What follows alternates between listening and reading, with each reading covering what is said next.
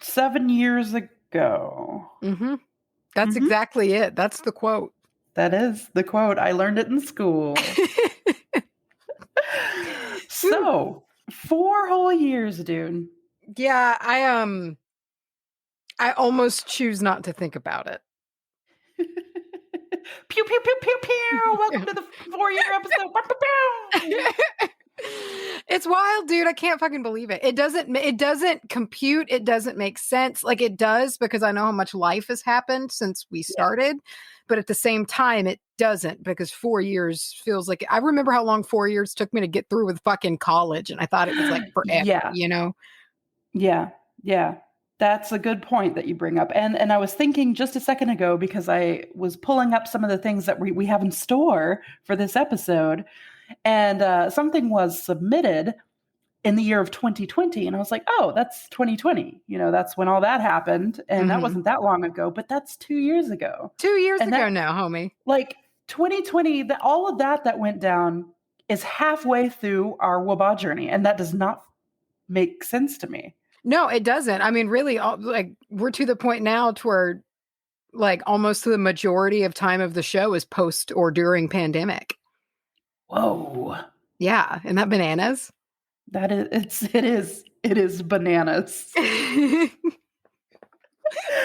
And speaking of bananas, I just want to talk about a few things. Well, first of all, I want to talk about how the fact is I can't sleep with a fan on me without waking up sounding like I'm dying the next day. So that's what's happening here with my voice. But I also want to talk about what we've got in store for this special 4-year-old episode. 4 years old. It's no longer I feel like a toddler. It's a child. It is a child. And someone on Facebook said that the podcast is starting preschool. Yeah, that's about where it's at, which is cool. You know, a lot of life left.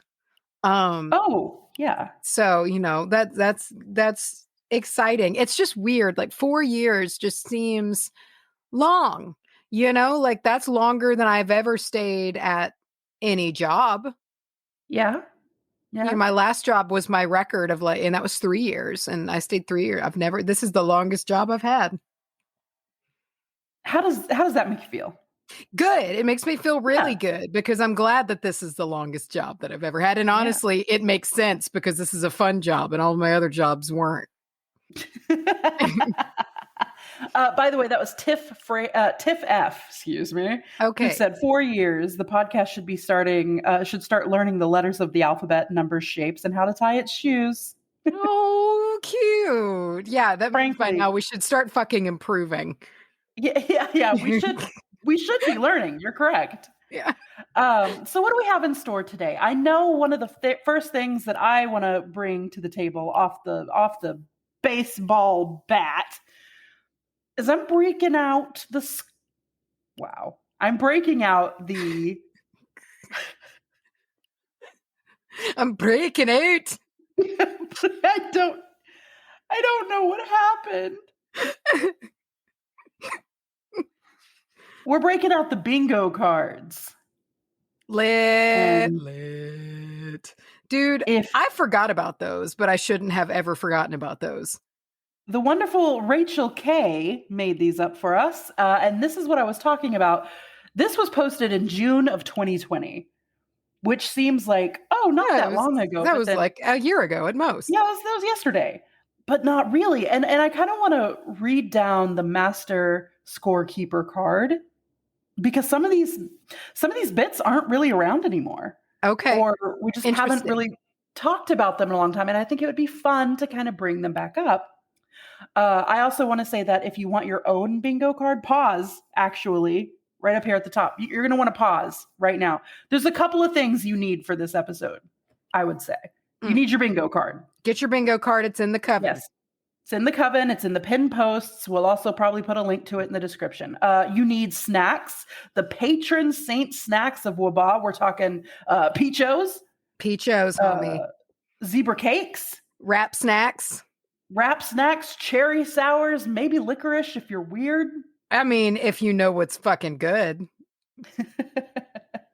And you can't do anything without that award-winning Metafizz. Get you a Metafizz. I honestly Which, don't remember which one we picked, but dude, I found it. I have you it here did? for You us. got the recipe?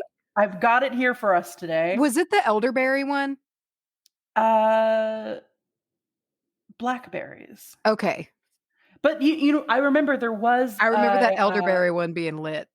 There was, I remember the elderberry, I believe, being an extremely close second. And I think what threw this one over the edge was just, like general tastiness, sure, but there was also that addition of dry ice, which we love novelty. Made us clap like a couple of school cheeks. children. Yep. Like a couple of cheeks. But I have here the Metafizz. This is from Millie from Utah. And this is the winning Metafizz, the official stamp on it Metafizz. And you can make this virgin. You can sub out whatever you want, but you need to pause, get your shit, get your bingo card, and get this drink to enjoy with us. This is 2 ounces of coconut rum, the juice of 1 lime, 8 blackberries, 5 fresh sage leaves, 1 teaspoon of maple syrup, a dash of orange bitters. And you garnish it with your said sage leaves, your blackberries, maybe muddle them a little bit. Actually, that's the first line of the instructions, muddle them. Dude, yeah, muddle anything that goes in it. Just muddle all of it. It makes it better. Muddle all of it, smish it together, and plop a little bit of dry ice in there. And they for extra sass, they say here, light the tip of the sage on fire before serving. Obviously, blow it out before you drink it. But that is your Metafizz, and it has won our hearts. Wow, man, I almost have all of that. I don't have any booze. I have everything but the booze. I have fresh blackberries. I have sage leaves in the garden, and like everything else that would go in there. But I don't have the rum. Use Sprite or tea. Yum. Yeah. Anyway, do you want to go over these bingos? These bits of yore? I do. I think it would be fun because it also shows how we are disloyal to things, especially bits, and we'll just leave things to die. Listen, I don't know. Listen, I want to rephrase this. I don't know if we're disloyal to things. I think we grow. I think we are versatile and we grow as human beings. Our first up, a free space, is Lord of the Rings. Do you think that still stands? Yeah. Absolutely. Yeah. You know what? Maybe this is how this works. Maybe I'll read it to you and you tell me whether or not you think it still stands. Okay, that's good because that's perfect. All right. Okay. Aggressively singing. Yes, less so as much as I used to because I was worried it got irritating, but it still happens. Funny enough, the next one on the list is bananas, which we haven't had in a while, but we just had a banana appearance. Huh. Blessed beans. I would count it. Okay. Talk, very pedestaled, high praise talk of cinnamon. Has been a minute, I feel like, but it still happens anytime the conversation comes up. Drinks and snacks. Not as often when we're not together. The saying, fuck right off.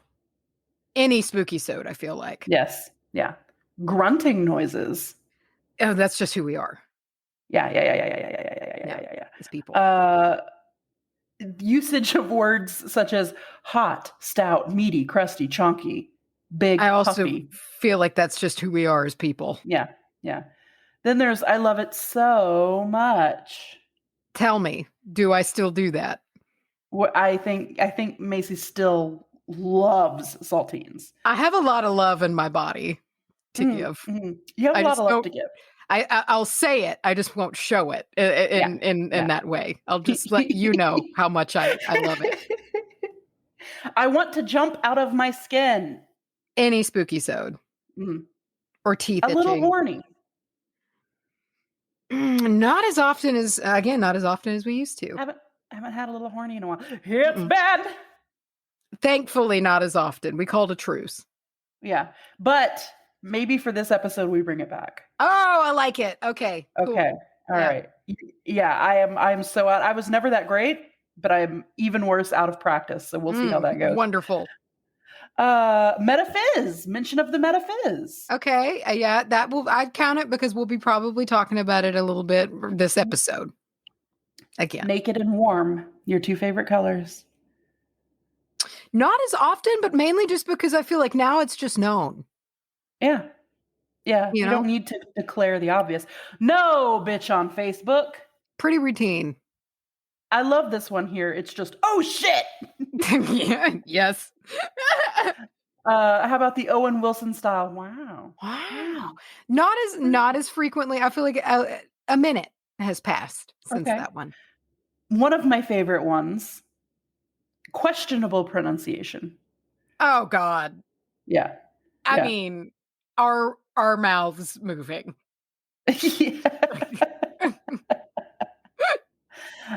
Sean Connery has not made an he makes an appearance, but we don't call him out. He when he shows up severely, he gets called out, but not as sensitively. Yeah. But we gave him a break because, he did pass away. He did die. He did die. Did he die? Did he die? Sick, lit, fam, ill, dab. Yeah, I still say lit has wormed its way. Lit itself is a fold in my brain. It has a fold of its own. Calling something the tits. Probably. Yeah. Insta gym. Occasionally. Yeah. I feel like there was a lot of lore there built. But I feel like he has now been kind of built and launched, and we'll come back to him. But he got a lot of energy really quickly, and I feel like both of us intuitively were like, "Ooh, maybe let's step back and not create this creature immediately." Yeah, well, we did for sure. Oh, we did. But he's for sure real.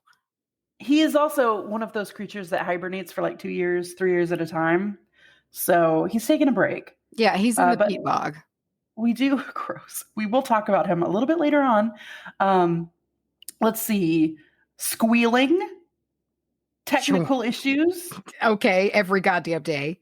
The Texas heat. Current. Here's one we haven't heard. I'm going to blast your brain off. Today.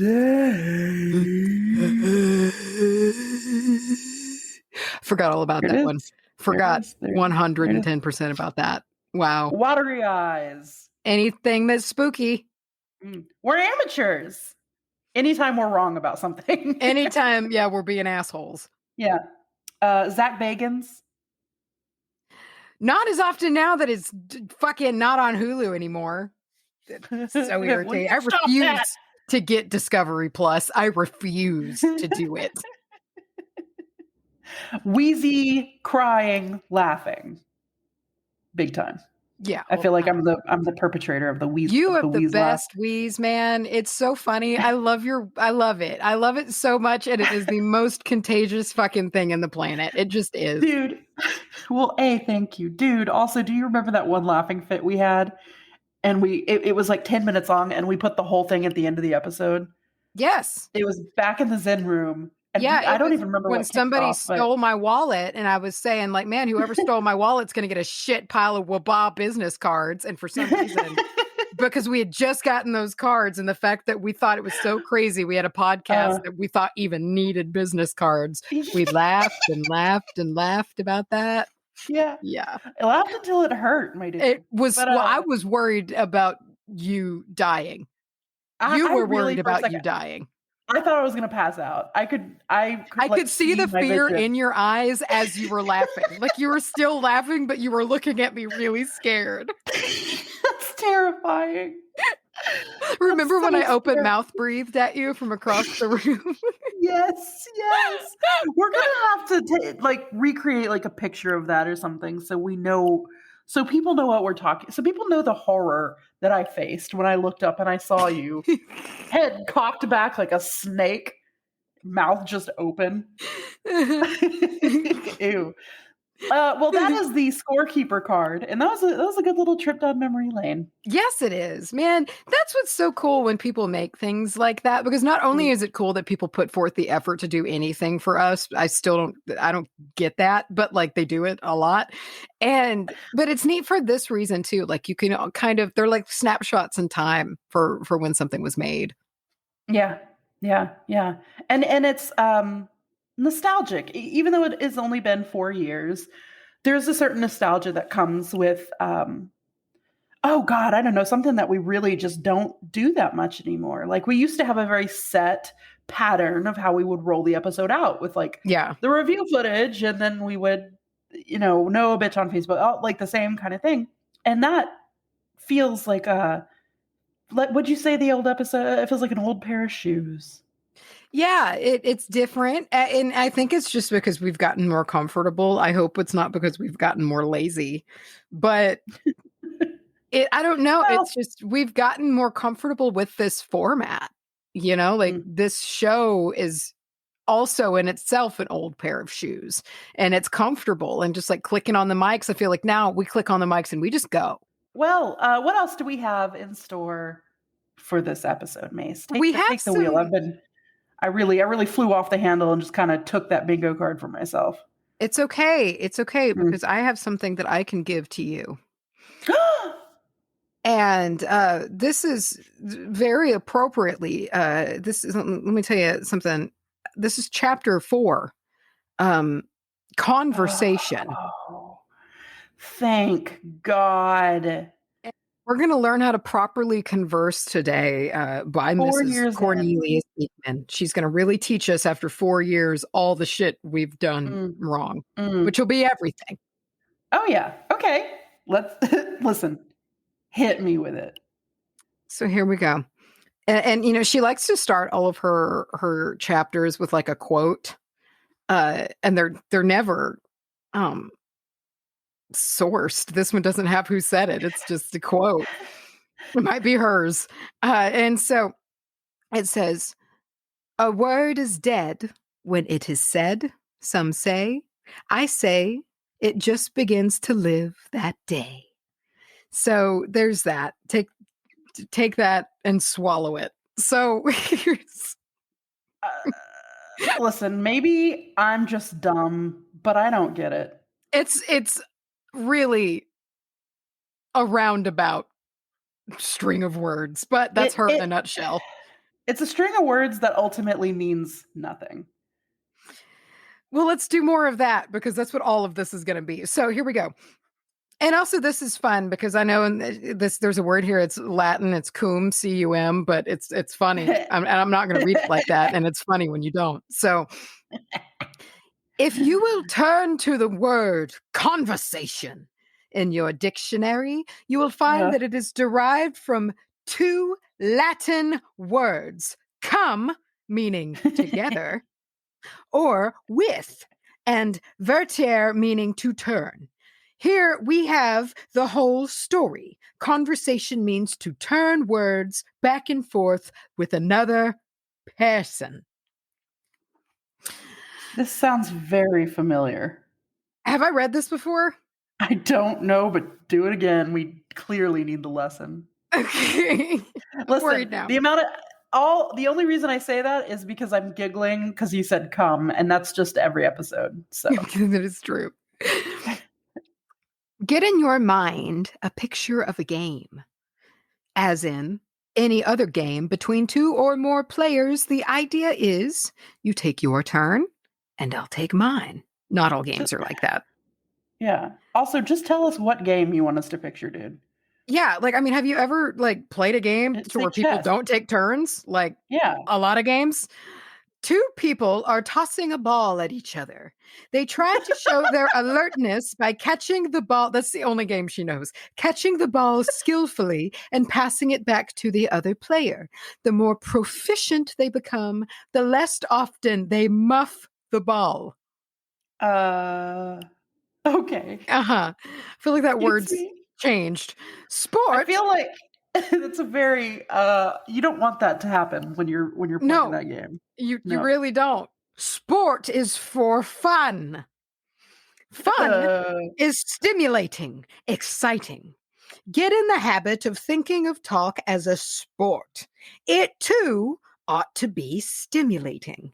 The better the play, the more exciting the fun. And so with the good conversationalist. She seems like an alien who's trying to talk about having a conversation, and she feels the need to put it in terms of human sports. But yeah, it's really not that difficult. I don't need an example. I don't need this. This You is don't just have to really make dragging this out. Yeah. Just say conversation.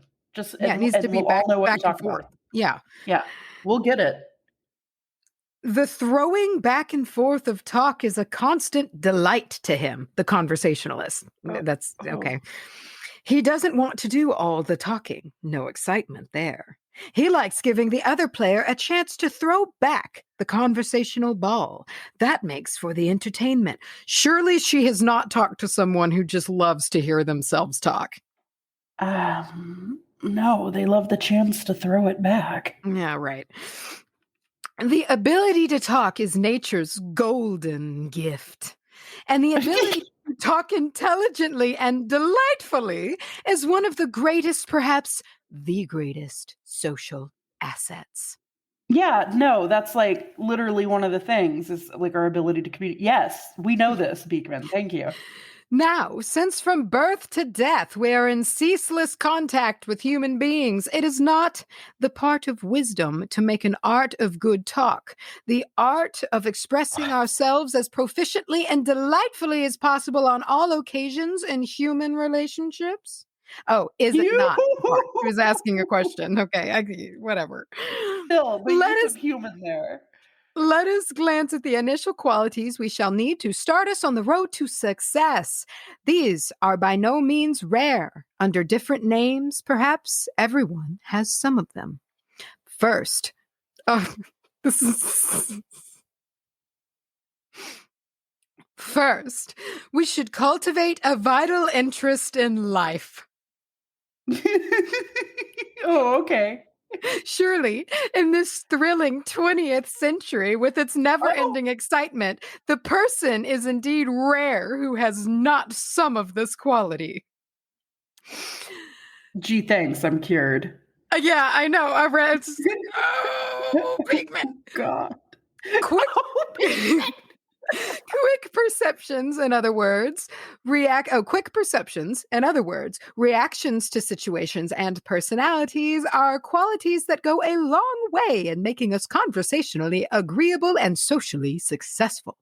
Every one of us likes to know what the other one thinks about people and events that are up for discussion. That is why news commentators are so popular, that we don't have to be official commentators to make ourselves interesting when we talk about people and events in the news of the day. So I'm going to skip ahead here because I'm going to blink a couple of times and do just that. shake That's good. off whatever Yeah. just happened. I'm going to skip to this section. I haven't read it, but I just feel like it's not here. Hold on. I'm worried that I've read some of this here. So I'm trying to find one that I didn't. But here we go.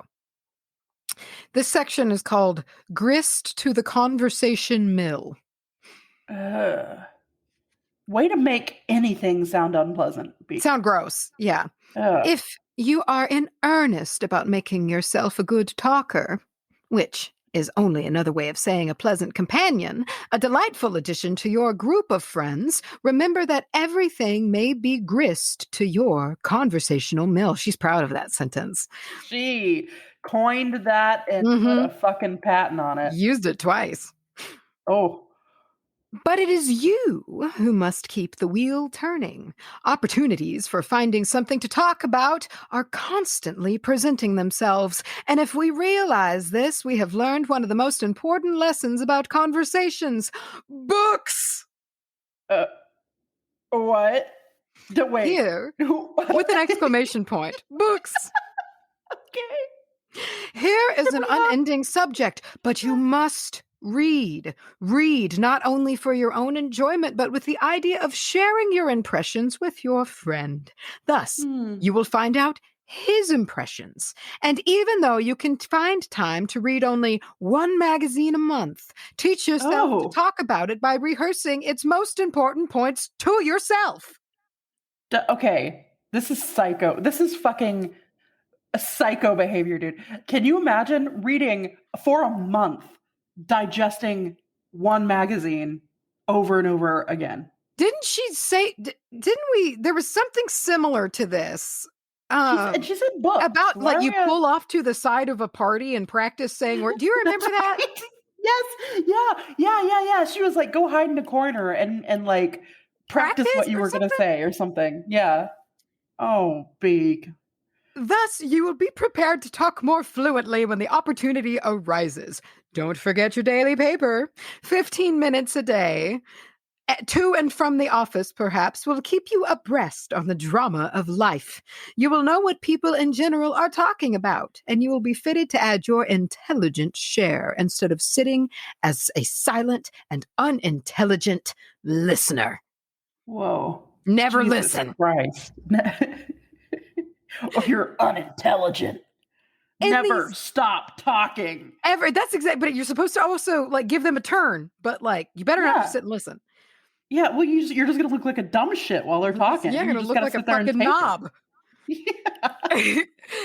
In these days, there is so much of interest going on all about us in various fields such as sports, politics, world events, new books, new plays, and so many other subjects that is quite unnecessary to use the weather as a springboard to dive into the conversational pool whenever you feel yourself being tongue-tied. I feel myself glazing over. I mean, yeah, you better, because if you're not, then that means you were interested in what she just had to say. So this is nice and fun. This actually sums up so much about her personality. Just this need to talk. She equates it with being intelligent. Yeah, and that the So, wordiness, like it yeah, all the comes spoons in. and the small spoons and the big spoons and the Yes. big little spoons. Yeah. Exactly. Yeah, it's just all bullshit. Noise. It's just noise. And there's a fun little section here, and Oh. it's about pronunciation. So we were talking about when we pronounce things, that's a fun thing we do wrong all the time. So Oh yeah. Big time. here's things not to say. So for instance, say program, not program. So Oh. of course, library and not library. Okay. Oh, that was an issue even back then. Okay. Handsome, and like with the D, handsome instead of handsome. Well, if you can fuck right off, I will say handsome Clothes all day. instead of clothes with a Z. Exquisite instead of exquisite. See, this is where we get fun. Okay.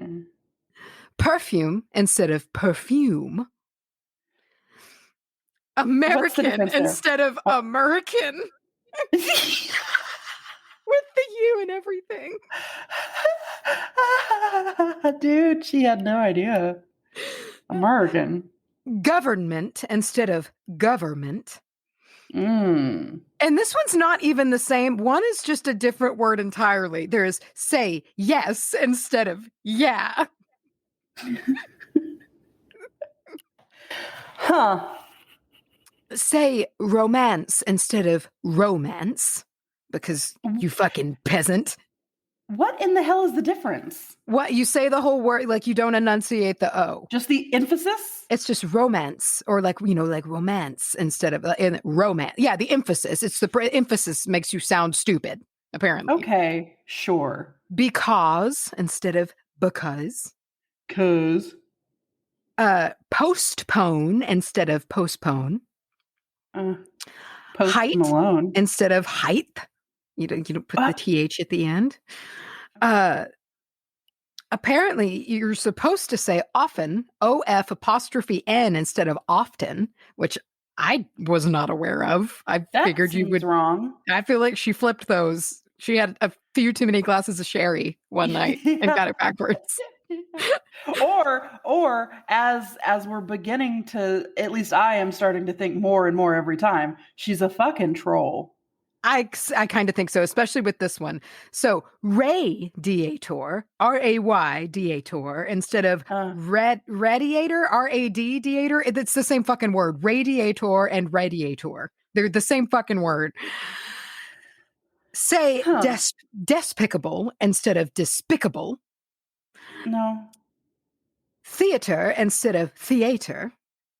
Well, And okay. theater Sure. kids really love to make that distinction. It's theater. Thank you very much. It's theater, not theater. Theater. Arctic instead of Arctic. What? Arctic. Which that one I do. Oh. You put the C in there instead of Arctic. Chocolate instead of chocolate. Chocolate. Catch instead of catch. Hospitable instead of hospitable. And athletic instead of apparently people say athletic versus athletic. And so that's just I am very athletic. some of these. And this last thing that I wanted to there's a couple more because all of this just kind of sucks. So here's avoid these tacky words, right? Tacky. Say photograph instead of photo. Say telephone instead of phone. Say children instead of kids or kitties. Kitties. Say tuxedo or better, dinner jacket instead of tux. Husband instead of hubby. My wife instead of the wife or the missus. Gentleman or gentlemen or gents. And don't say gents, say gentlemen. My wife. And see, I've gotten that from last podcast. Anytime they have to say the words my wife, they'll be like, my wife. Draperies or over curtains. Don't say drapes. They are draperies or over curtains. If you call your over curtains drapes, someone said over curtains. What is an over curtain? Is that the outer layer of curtain that goes? It's a nothing thing. Fucking curtains. Very important, and this was a distinction made in a section that I flipped through earlier but did not read. It is letter paper, not stationery, you fucking dunce. Oh, please tell me it says that, you fucking. No, but it does with the tone. Family instead of folks. Absolute loser. Trousers instead of pants. Okay. Which is stupid. Cream pitcher instead of creamer. I don't like that. It's stupid. I don't like any of this. It's stupid. I hate this. Anyway, just some last stupid things here. Chic is pronounced chic, not chick. A man who is engaged is a fiance. A woman who is engaged is a fiance with an extra E. Both words are pronounced alike. Fiance. So important. Okay, Beekman. I see you. I think I finally understand you. A chauffeur is pronounced chauffeur, not chauffeur. I can't even say them any different if I try. Leave. I'm evaporating. Goodbye. Menu is pronounced menu, not menu. Who says never menu? Heard anyone say, "Where's the menu?" Give me the menu.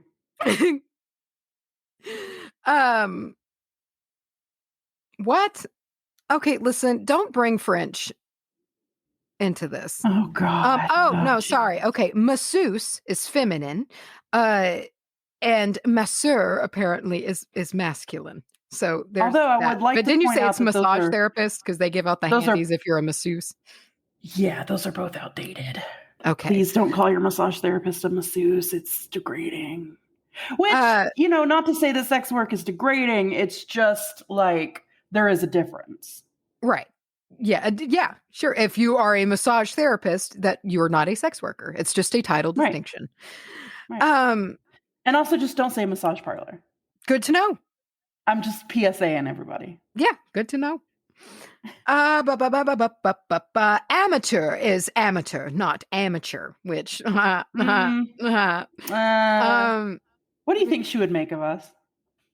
I think that she would just think we were the absolute just trashiest things she has ever seen. You think she would call us tacky? Oh, without a doubt. Oh my God. Garage is garage, not garage. Garage, spell according that. to her, should be pronounced G-A-R-A-Z-H-E.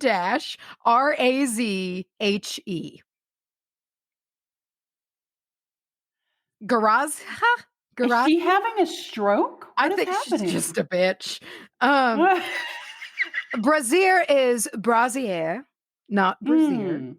And yeah, so that's pretty much it. Vaudeville is vaude to rhyme with loadville. So vaudeville or vaudeville. Bouquet is bouquet, not beau, that rhymes with so. Note the exception. Valet is pronounced valet in English, not valet. That's it. That's all I'm going to do. That's all I'm going to do of this. But there you go. Now you know how to say shit. Now you know how to pronounce things. It's your garage. Yay. I am exclusively going to say menu. Menu. I don't know what is here at this restaurant if you don't give me the menu. A menu. I will have one menu, please. Dude, if somebody walked up to me, and even if they were in a restaurant and I was a waitress and they were like, I need the menu, I'd be like, I don't know what you're saying. Why was that in that list? I might figure it out, but I'm going to think you're real fucking stupid. Yeah, like honestly. I'm going to think that you're like making fun of me. Yeah. I mean, okay. There's that. Wow. Beekman has been put away again. She's sealed back in her pages. Thank God. Jesus Christ. Man, when she gets let out of there, she really runs for it. She does. We get missing time. And you don't, I think you learn less. You learn less than you knew before. You walk away more confused, for sure. Yeah. Yeah. Macy. Mm-hmm. I need to not talk about that for a minute. Sure. And I think what we should do is we should hearken back to the days of yore and our 1 year. Do you remember our 1 year episode? Yeah, I set up a whole bunch of snacks. I remember that. There was bread and foreskin cheese. And foreskin cheese, homie. Hell yeah, dude. If you're disgusted right now and or confused, good. Yeah. What is it actually? Borkin? It's borkin, but it looks like foreskin. Borsen. It's foreskin cheese and it's delicious. But one of the things we did is we did a little Ask Us Anything. Mm-hmm. And it was a lot of fun. And have we done this every year? I think we've done this a little bit every year, right? Listen, let me be nostalgic for our first year. I've disappeared the past couple years. It hasn't been me. I've had a stand-in. What I'm trying to say is we asked for your guys' questions. That freaks me out more than it should, Macy. Ooh, I knew it would. I just thought about that. Gross. Oh, it's like I immediately started moving on to the topic because like my brain was like, just move on. Don't think about it. But like it sank through. Anyway, you guys really pulled it out, and we have some questions here. We have a whole bunch of comments from you guys. I would like to right off the bat say thank you for all the very sweet comments that you guys left, and a lot of sweet stuff to read about just people, their personal journeys and kind of growing alongside of us and stuff like that. So thank you. That was very touching. But I say we roll these magical dice. No, electric beautiful dice footage. Yes. And we start getting some questies. What do you think? Okay. Questies. 1, 2. Oh. I'm going to pop off a cheap cone incense that is just scented as sandal. Yes. What? Just sandal. I don't believe you. Yeah, sandal. Great. Smells good. All right, let me get these electric dye. Infiltrate. Did you see that Tenacious D came out with a fiber bar? Snack box? Yeah, they're the sweetest. I love that whole commercial. They're very cute. Mm-hmm. Okay, here we go. We've rolled these numbers, and our first one here comes from Kinsey W. Any possibility of more live shows now that more of us are vaccinated? Probably. I mean, really, I think the biggest thing on live shows that a lot of people don't always know about is that you do need some money to get those going. Sure. Yeah. You know, it is kind of costly, like in to like get in with like the booking and whatnot and all of that, like to really do it right to where they're just not like weird one-offs, like they're in legit places with like security and like people to help run it, you know, because I do think there's some cities in the country that are plenty big enough for us to like sell tickets and do shows. Oh, sure. But sure, I don't sure. want to And- manage and- that myself, you know. So it's like we just need we need Right. a little bit more funding. And this is like subtle Patreon plug, but it's like also just true to get that off the ground, because it would be really cool. But there's a lot of travel involved in that, and there's a lot of like setup and just help and just a lot that goes into doing that. And, you know, like you said, there's the possibility for more like local shows for sure. There's all Yeah. kinds of Yeah. Anything in the area for show. Yeah. But yeah, like going know, off because- to do like big shows.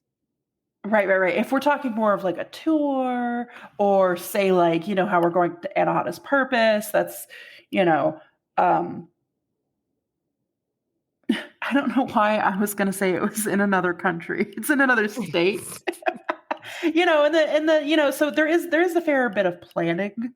But I would say that it's definitely getting to a point where I think that most people, I think if we did a show, we would definitely do one of those shows where we're like, if we could all please be vaccinated, that would be cool. You know, I would definitely feel more comfortable for myself, but also just for everybody there, you know, because it's not over. You know, oh no, it's but, still rocking. It's still still rocking and rocking. rolling. But luckily, there are this fantastic thing called vaccines out there, and a lot of people have gotten them, and that's really great. I would love to. I think like jaunt tours are really cool, like the ones that last like 3 weeks. You know, and you might roll up a seaboard and hit up like, you know, maybe, and not even. I don't even know if I would have a show in me to do like every day. Like I could probably do like 3 shows a week, make my way up the seaboard, you know, and it'd be like 9 locations across a leg, and do those shows and like book those places and get that all done and whatnot. And I think that would be really, really, really, really cool. And then also once you get in the habit of it and like do it more than once, like the funding becomes easier to plan. Like, you know, like when you do this, like this pays for that. And like pre-sale can help pay for this. But it's like for the first go around, I would just like a little bit of like a nest of money just in case anything goes wrong, you know? Like the car explodes. Yeah. You know, Or you never know. You know, like a big giant bird carries one of us away.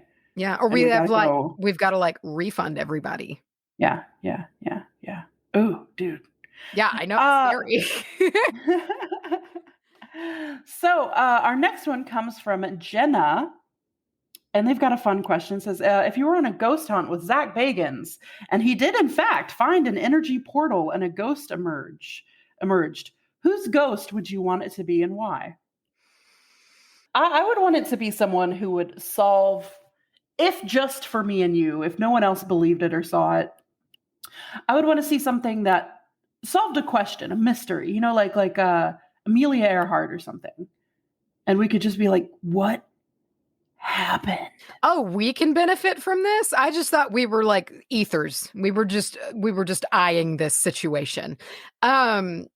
That changes it just says if we're on a ghost hunt, what ghost would we want to emerge? Okay, yeah, and I guess if we are on a ghost hunt, we are ourselves and we're not just like narrators witnessing this. Okay, then that changes my answer. Because I was like, if I was just going to be like another ghost watching, it would be fun to see a ghost come back and just like totally just fuck up the living a little bit. Oh yeah. I changed my answer though, because that's not as useful as being able to bring somebody back who could like answer shit. That would be ideal.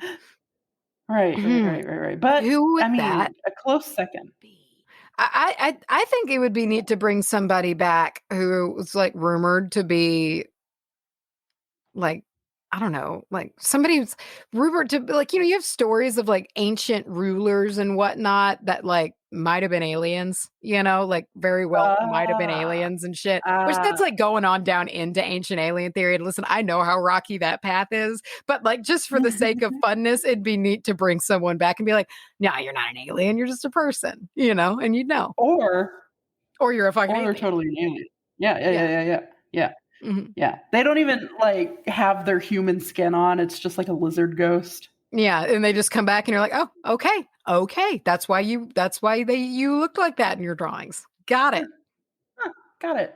You are indeed holding a laptop. Yeah. Yeah. Oh. We've got one from Chrissy. No, I'm sorry, Christy. What are each of your highlights so far? Okay. It's a big one. That is a big one. I will always and forever remember, like, especially but like at one every time, but like the first few times that we got like fan art of our likeness, Oh yeah. that Oh blew me yeah. away. Like that Oh was yeah. crazy to me. Still Yes. always is, but that was super, super wild. Mhm. Recording the Elang Elang and Osiris episode. I remember recording that episode. It's just like when it Yes. was recorded, it was just a hoot. It just was, I, and for some reason, yeah, that just sticks out as probably my favorite chunk of episodes. Because there was also another one directly after that. There was The Jasmine. Rasputin, or was it the Jasmine was near there. Um, there was a I know I Valentine's did Day episode near there that was really good, which might have been the Jasmine episode. Hi John. I know Hi John. Oh Was yeah, in that was a good run. area. Yeah, that But yeah, was that was a lot of good. fun. Hmm. Um, and you're right with like the art. That is absolutely amazing. I think anytime that we have gotten to be a presence somewhere, I guess it really sort of started with the pagan pop-up way back when we did that live show. And then Yeah. obviously now there's, again, bringing up Anahadas again. There's anytime we get to be like a part of something like that, it's wild to me to be like, yo, we're not just attending, we're like here. Yeah, yeah, and Special. it's different now. Like we show up and people come to us. Like we are recognized, which is interesting. Like And that add that is, to the list. yeah, that getting recognized Yeah. is wild. And I don't know if or when that ever gets normal. Yeah. But like in Or getting it'll happen recognized again. in the Yeah. wild, not like at events, like Mhm. and it was still wild, like being at Anahata's, and eventually I could kind of feel it, and like I could tell. Plus there were the wristbands, but also and I talked about this the other, I think like on a recent episode, like the same thing, like there was just like I can feel people approach, and I can feel their nervousness, and I'm like, okay, this is Right. like I can feel someone who wants to talk to me. I can, like, even if I'm not looking, I can turn around and be like, yeah, there you are. But like it made sense Yeah, there. there you are. Like in a nice way, but it's like I could sense it by the end of it. I became very familiar with it. And in the wild, though, it's like I don't expect to be recognized, period. Like, and like for instance, the other Yeah. day, like a bean met another bean in the wild at the Tyler Celtic Festival. And it's like they That's just right. connected in the wild, and it's like that's amazing because that just goes to show, like, and Mhm. I went down a rabbit hole. It might have been this morning, and I was thinking about that, and I was just like, man, what if there could be, because this is a small town, and like, is there a listener in every town in the United States? Surely not every town, but I mean, damn, like I'd love to see the I'm like maybe like percentage. above a population of like 1,000. Right. Ooh. I don't know. But it made me think about that, because I was like, there's Ooh, multiple my skin's in itchy. my area. Like there's a lot in my area, And hot witches in your area now. like, seriously. So, I mean, it just got me thinking about it. Like, and there's no real way to calculate how many listeners this show has, not accurately. Yeah. And I wonder sometimes, and it's like when people start running into each other at things like that. And of course, it was like a Celtic festival. So you're going to have like-minded, like you're going to have Right. people from our Had a audience there. higher But percentage. still, I was just Yeah. like, that's crazy, That, yeah. And I think that's almost more crazy than like us running into somebody. Two people who don't, because it's like us, they might know our face. Yeah, and they're like, oh, hey, it's Macy or However, if it's two listeners, it's like they had to be talking about it. One of them, yeah, and that's what or- this was, because I asked, and they were just like, I just asked them if they had listened to the show, and they're like, yeah, I already do, and then it went from there, and it's just like, man, that is Wild. wild. I forget so often, like, and I think it's a defense mechanism, but I forget all the time that we have tens of thousands of people that listen to us, and I think it is for my own protection that I don't think about that all of the time, and it's how I stay the same and like record casually as myself, but like, it's very intense to think about. Well, also, it makes me think like the other day when someone wrote, and we talked about this, I think maybe on a bonus, maybe an episode, but the other day somebody wrote and they were like, yo, I saw you in like the parking lot of this store, and I didn't come up and say anything, but I saw you, and that was fucking mind blowing to me. But also, how many times does that happen though? And what am I doing? Yeah, and we haven't, because a lot of the times, am I having a mental breakdown? How many people have watched me had a very public meltdown? Like, does it happen?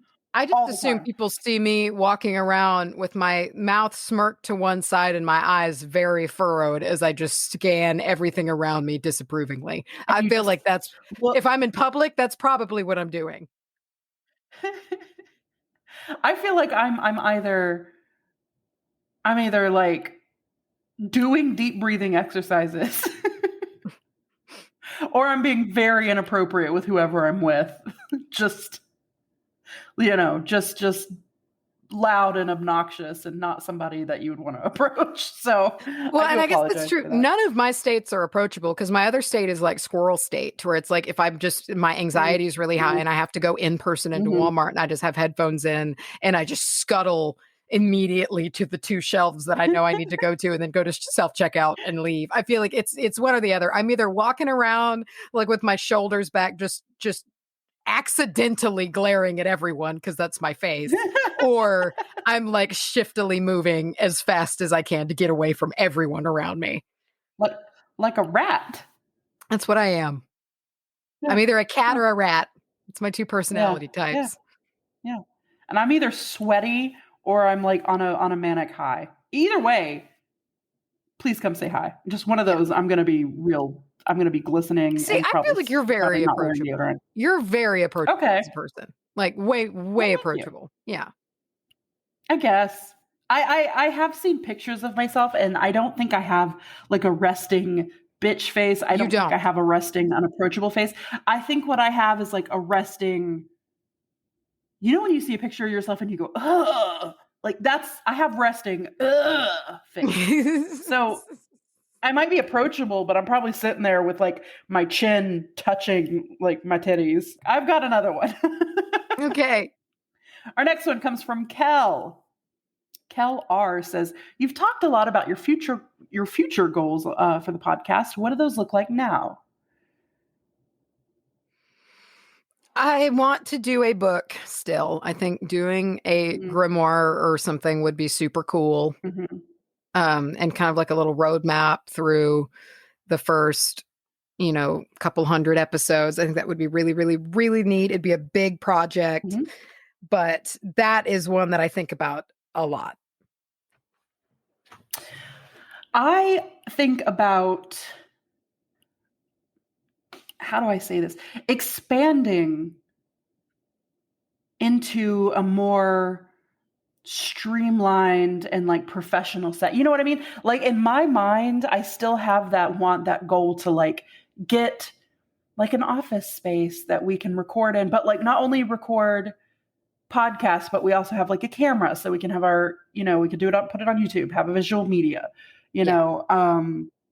I would love to say, and this is all big dream type stuff, because like I would love to say, like, let's fucking, you know, jump on socials more and let's get a TikTok, because the reach on TikTok is I've heard it's huge and amazing. But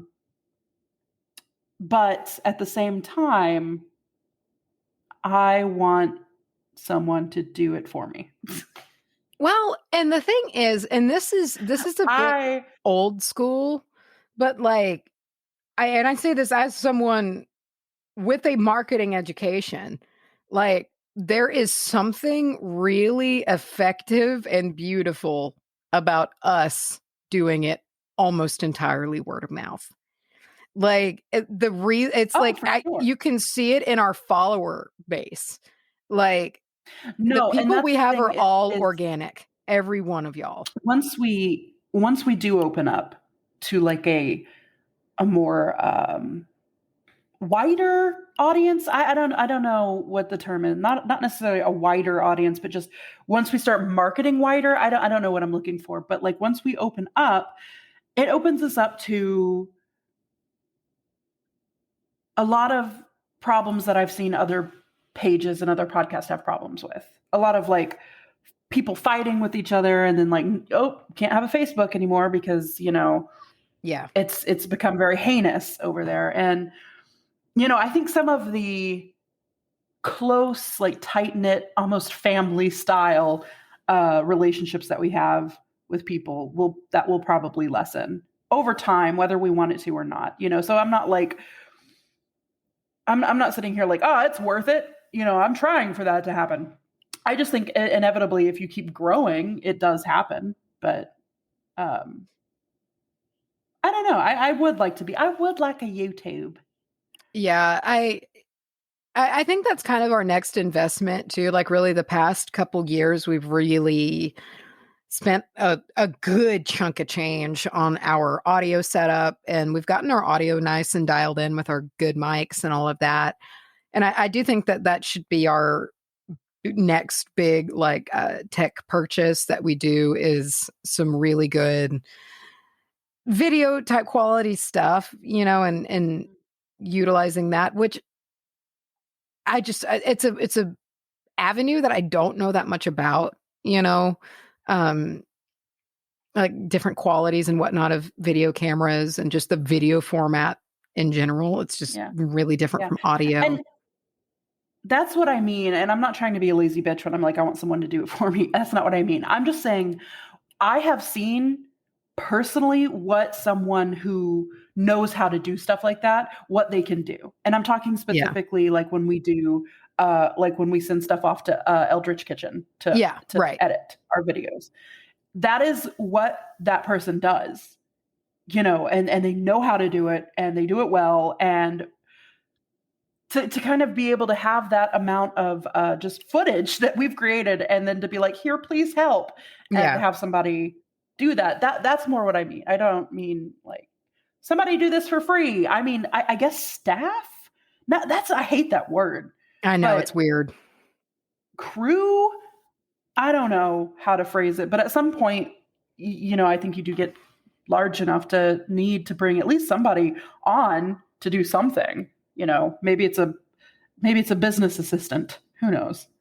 Yeah, like definitely. And I think you just, and depending on certain things, like for instance, if we ever did like a tour, we're getting a booking agent. I'm not fucking not getting a booking agent, you know, like, so it's just, I think like in times of expansion, you do just kind of need to reach out and get some help. I think utilizing, I don't want to say utilizing people, because that sounds like I'm saying using people, but I mean utilizing people's professions is good. You know, like they say, oh, what's that thing about like nobody, people always overlook travel agents, but like if you use a travel agent, it's like the best fucking thing in the world. You're going to get like the best deal. It's like, that's what you go to people whose job that thing is and get them to do that thing, you know? Yeah. And, you know, so it's not so much, I think that, and what I'm really trying to stay away from is like being like, I don't want people being like, oh, they think they're bougie now. They're going to have, this, No, that, and the other. And we it's not still like that. can't. We still can't. This No. is what would be No, ideal. It's a dream. Yeah. It is a dream. We've got a fun question from Marion. And they say, they're basically asking what the origin stories, and I thought this might be a good time to kind of recap. Origin stories for characters such as Jim, Chad, Saucebox, stuff like that. I forgot about Chad. What was Chad's second name? What was his last name? Chad.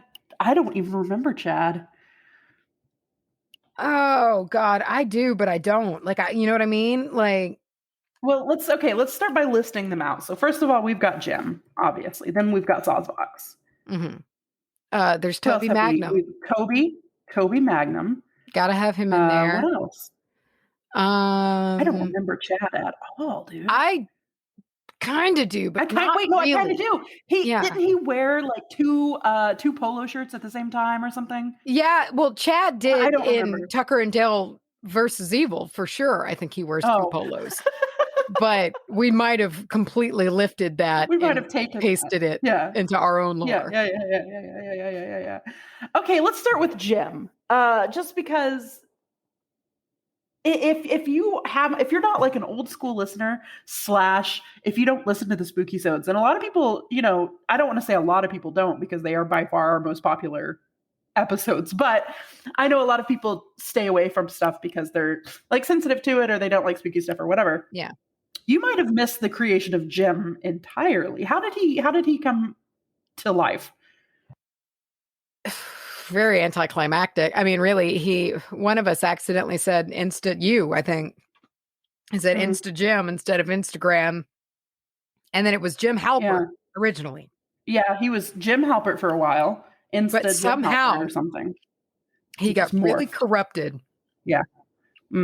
Into what he now is, which is the yeasty, and it was just handless character who lives in a bog. Yeah. And loves early aughts pop tunes. Oh my God. Dude, he'll be out there just absolutely clapping cheeks to Toxic. Yes. Mom, this weekend, she said something that made me laugh so hard. She's like, y'all should have a thing where like Jim gets different jobs, and he could be like, Jim is a waiter, and like we just kind of riffed back and forth about like what Jim as a waiter would be like. Cute. And it was the most fun. And he's always doing well. It spurred from a waiter that we actually had at a restaurant that he was very intense. There was a lot of intensity there. Wow. And we were just sort of like, ooh, well, he's very intense. He was an amazing waiter, don't get me wrong, but he was super intense. So that's where that came from. But intense how? His waiter style was very intense. Like, was he like kind of like gripping the table and leaning forward? It's like he was taking I didn't know what intense meant. Yeah. I mean, not physically, and he wasn't like shaking or anything. Like popping a vein in his neck. Out of his, yeah. He just, can I interest you? Somebody from the fucking Salty Spittoon, whatever that place is called. Dirty Bubble. What's it called? Yeah. Salty Spittoon. Gross. Saucebox. Came from, I think, Goody Cole, Eunice Cole, and her filthy mouth, and she called somebody a Saucebox, and I think it's S-A-U-S. What's it to you? Yeah, what's it to you, Saucebox? And I can't remember if it was S-A-W-S or S-A-U-C-E box. But it was like Sow's box. Yeah, and now it's like Saw's box as it is. But the post office people accept it under Saw's box, sauce box, whatever.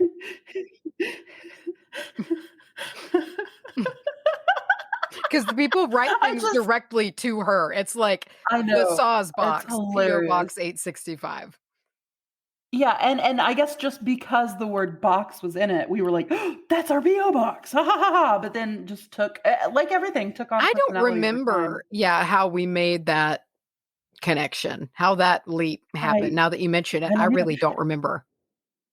And I'll tell you what else I don't remember. I do not remember the creation, the reason for Toby Magnum. I think wasn't it an accident? Wasn't it you were trying to I think don't of know. Toby Maguire and you thought of Magnum? Or is that me Maybe. making Oh, that you up? know what? That tracks actually. That seems I like a thing feel that would like happen. that was it, and you were trying to Toby think of Magnum. And that. then And we just decided, he looks like Toby Maguire, but he's like Spider-Man 3 Toby Maguire with the hair in his face, and he's more buff. yeah.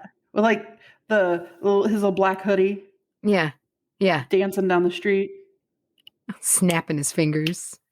Yeah. Ugh. Have Oh you ever watched that version where somebody took the background music out of it? no, God, And no, it's like ew, no. it's just like what you would really see. It's just silent and you Ah, hear like the snaps. God. uh all right. We've got one from Aspen. Aspen's got a fun one. Well, there's two here, so we'll start off. Aspen says, what are y'all's favorite colors? Cute. Hmm. Are we going to My just favorite start with color, one and come into the second one? I mean, yeah. Yeah, I Okay. mean, or listen, here's the second one. If you could be any sea creature, what would you be? Awesome. Okay. Gives me time to think. I was just really curious. I just really wanted to know. Okay. I was trying to build suspense, but I killed it. Colors. I don't know. Probably I like a good olivey green, foresty, kind of earthy Mm, green. And I like a kind of retro yellow, like a kind of buttercup, kind of yeah. pale yellow. Ooh, yeah. Those are my two favorite colors, probably. My favorite color of all time, like the standard favorite color, is black. However, you go through phases where you just enjoy certain color palettes. I'm very into the like dark olive green, mustard yellow, like super deep red, Yeah, like you're in your that kind of like cottage a core vibes. it's poison mushroom forest vibes is Mhm. what I'm into right now. I also love neons, dude. I love a neon rainbow, sparkly Mhm. glitter. Yep, Lisa Frank. Um, oh baby, Lisa Frank fucked. I like seriously, like for real. It did Mm-hmm. a lot. Mm-hmm. Oh yeah, big time. I'd get that If you could alien be folder one, in a heartbeat if I saw it in front of me. dude, the alien folder was the folder that I had. I also saw that somebody was selling on eBay for like $200. It's crazy. And I Oh, got that Lisa Frank, I think it was Morphe. Was it Lisa Frank and Morphe makeup collection? Where it's the aliens on the front. sweet. But it's a makeup palette. I snatched that up so fast.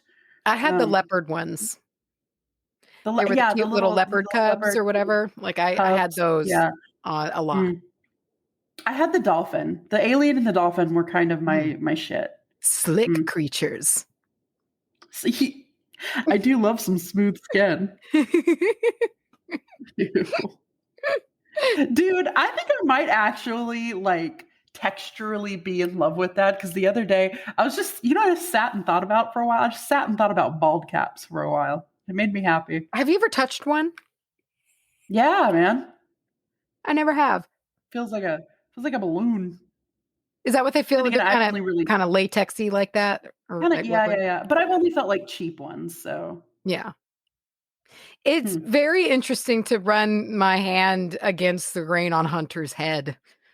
That's fun. Oh yeah. Like, cause like, and he shaves with a razor. And so like his head's very, very smooth. And so it's like, you can't even really do it after he shaves, but like a little bit, if he goes like, I don't know, like 24 hours and it's because he shaves his head every day. But when it's like time for him to shave it again, if I run my hand like backwards, it almost doesn't want to move. It's such like it's like sandpaper. It's neat. I like it. You just pull his like Yeah, it just scalp off. grips. Yeah. And it's just like, wow, Yeah. that's so grippy. Just opens his eyes really wide. And that leads me into, speaking of smooth, slippery, slick skin, the sea creature thing.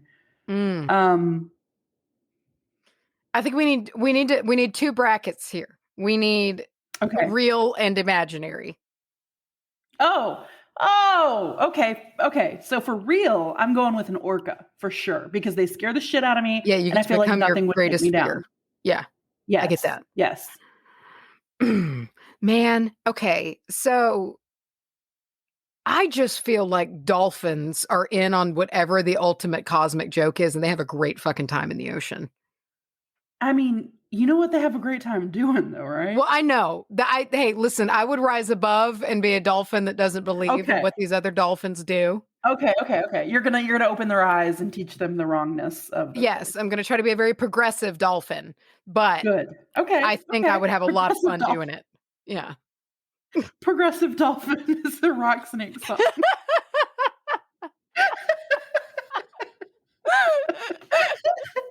That would be so weird to write. I'm putting that in that's a Laser song for sure. That's one that Laser really took the reins on and really tries to express himself. There's gonna be synth. There's a lot of synth and there's a lot of he's experimenting with synth. There's like whispers in the background. Yeah, it's gonna be great. Yeah. Oh man. Yeah, Rocco's gonna get Pro Tools for the first time and go nuts. Dolphins. There we go. I'm so glad we have that now and forever. What's your imaginary? Your imaginary thing, Amy? I feel like it would be pretty cool to be Lapras. You know, the Pokemon with the big shell on its back. Yes. She's cute. Also, and I know this is kind of a rehash of something recent, but you got to be something pretty cool if it's alive to make those big bloop sounds and the big, what was it? Yeah. Angela? What was the name?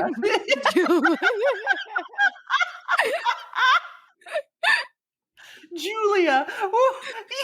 Angela?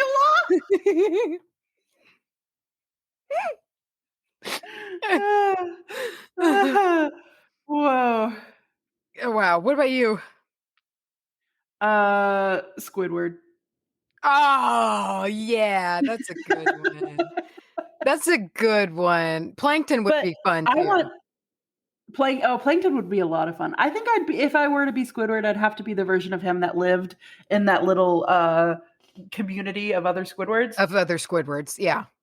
Yeah. Because I don't want to because I would catch a case over SpongeBob. SpongeBob sucks. He's the worst neighbor. Dude. He's a terrible, shitty fucking neighbor, and so is Patrick. I mean, less so because I just feel like Patrick has a sense of innocence that SpongeBob, I don't buy SpongeBob having. I think SpongeBob is it's just a bit of a loose cannon.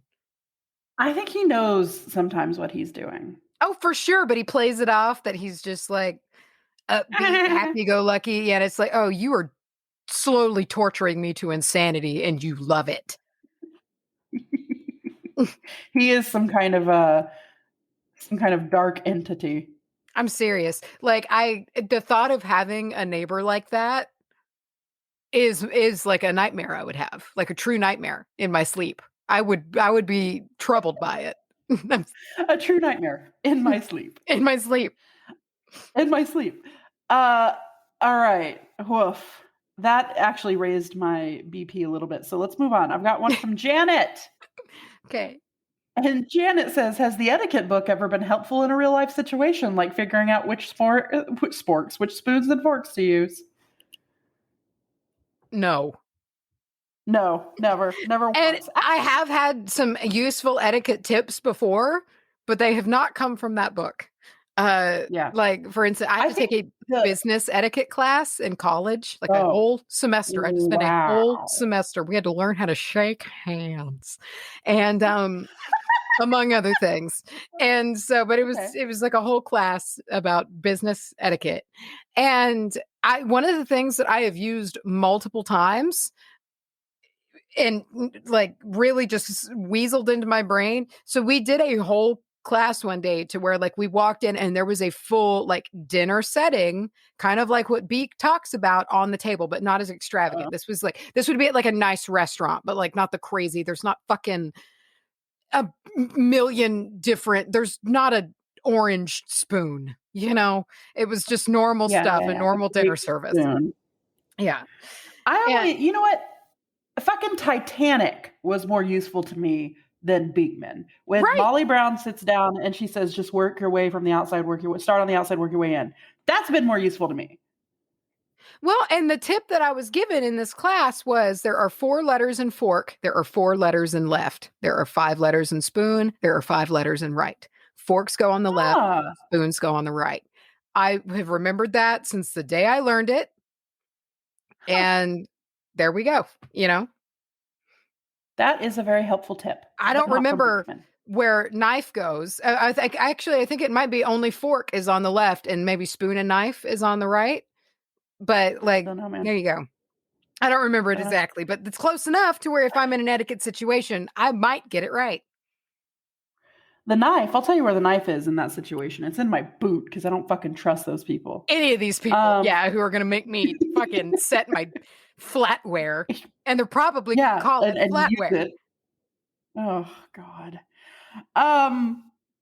Lord Jesus. What has been helpful is there's been a few times where I got to bring up this crazy book with all these crazy fucking tips. That's been useful, but not the actual tips like themselves. I am really, really, really, really ready to use pardon my glove on someone and really unsettle them. I want that to happen. Just shake their hands and look them right in the eyes and say, pardon my glove, instead of taking it off like you're supposed to do. I'm not going to do that. I'm just going to say it. Pardon it. Pardon my glove was somewhat of an unofficial greeting at Anahata's too, I feel like. It was. And it should be. Yeah, and then it became many things. Beavis? Mm-hmm. You humping? Well, we have 5 questions left. Macy, Mora asks, where did you come up with the podcast name? And we haven't talked about that in quite some time. Yeah, I mean,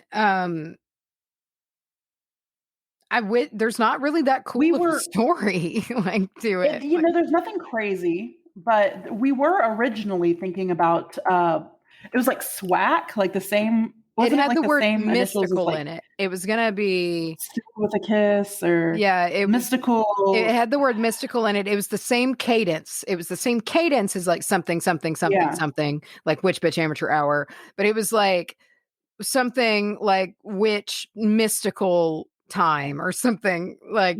I don't remember. Which mystical time? Can we? Actually, we do have an episode of Which Mystical Time coming up here later on in the episode, and you'll know what I'm talking about when we get there. But I remember we liked the idea of having it be like a radio style, like WBAH or SWAK. You know, like we like the that letters idea, like themselves were a driving factor into the words that were chosen. Like WBAH, it was like, I remember like when those, and really Witch Bitch Amateur Hour, I just fucking thought of it. And like, I was playing with names and that one came out and I sent it to Charlye and we were like, I remember that too. You know, I do. I remember sitting on the brown couch in my living room, texting you. And I remember reading your message come in saying that you liked it and just being like, something about it felt very important. Yeah.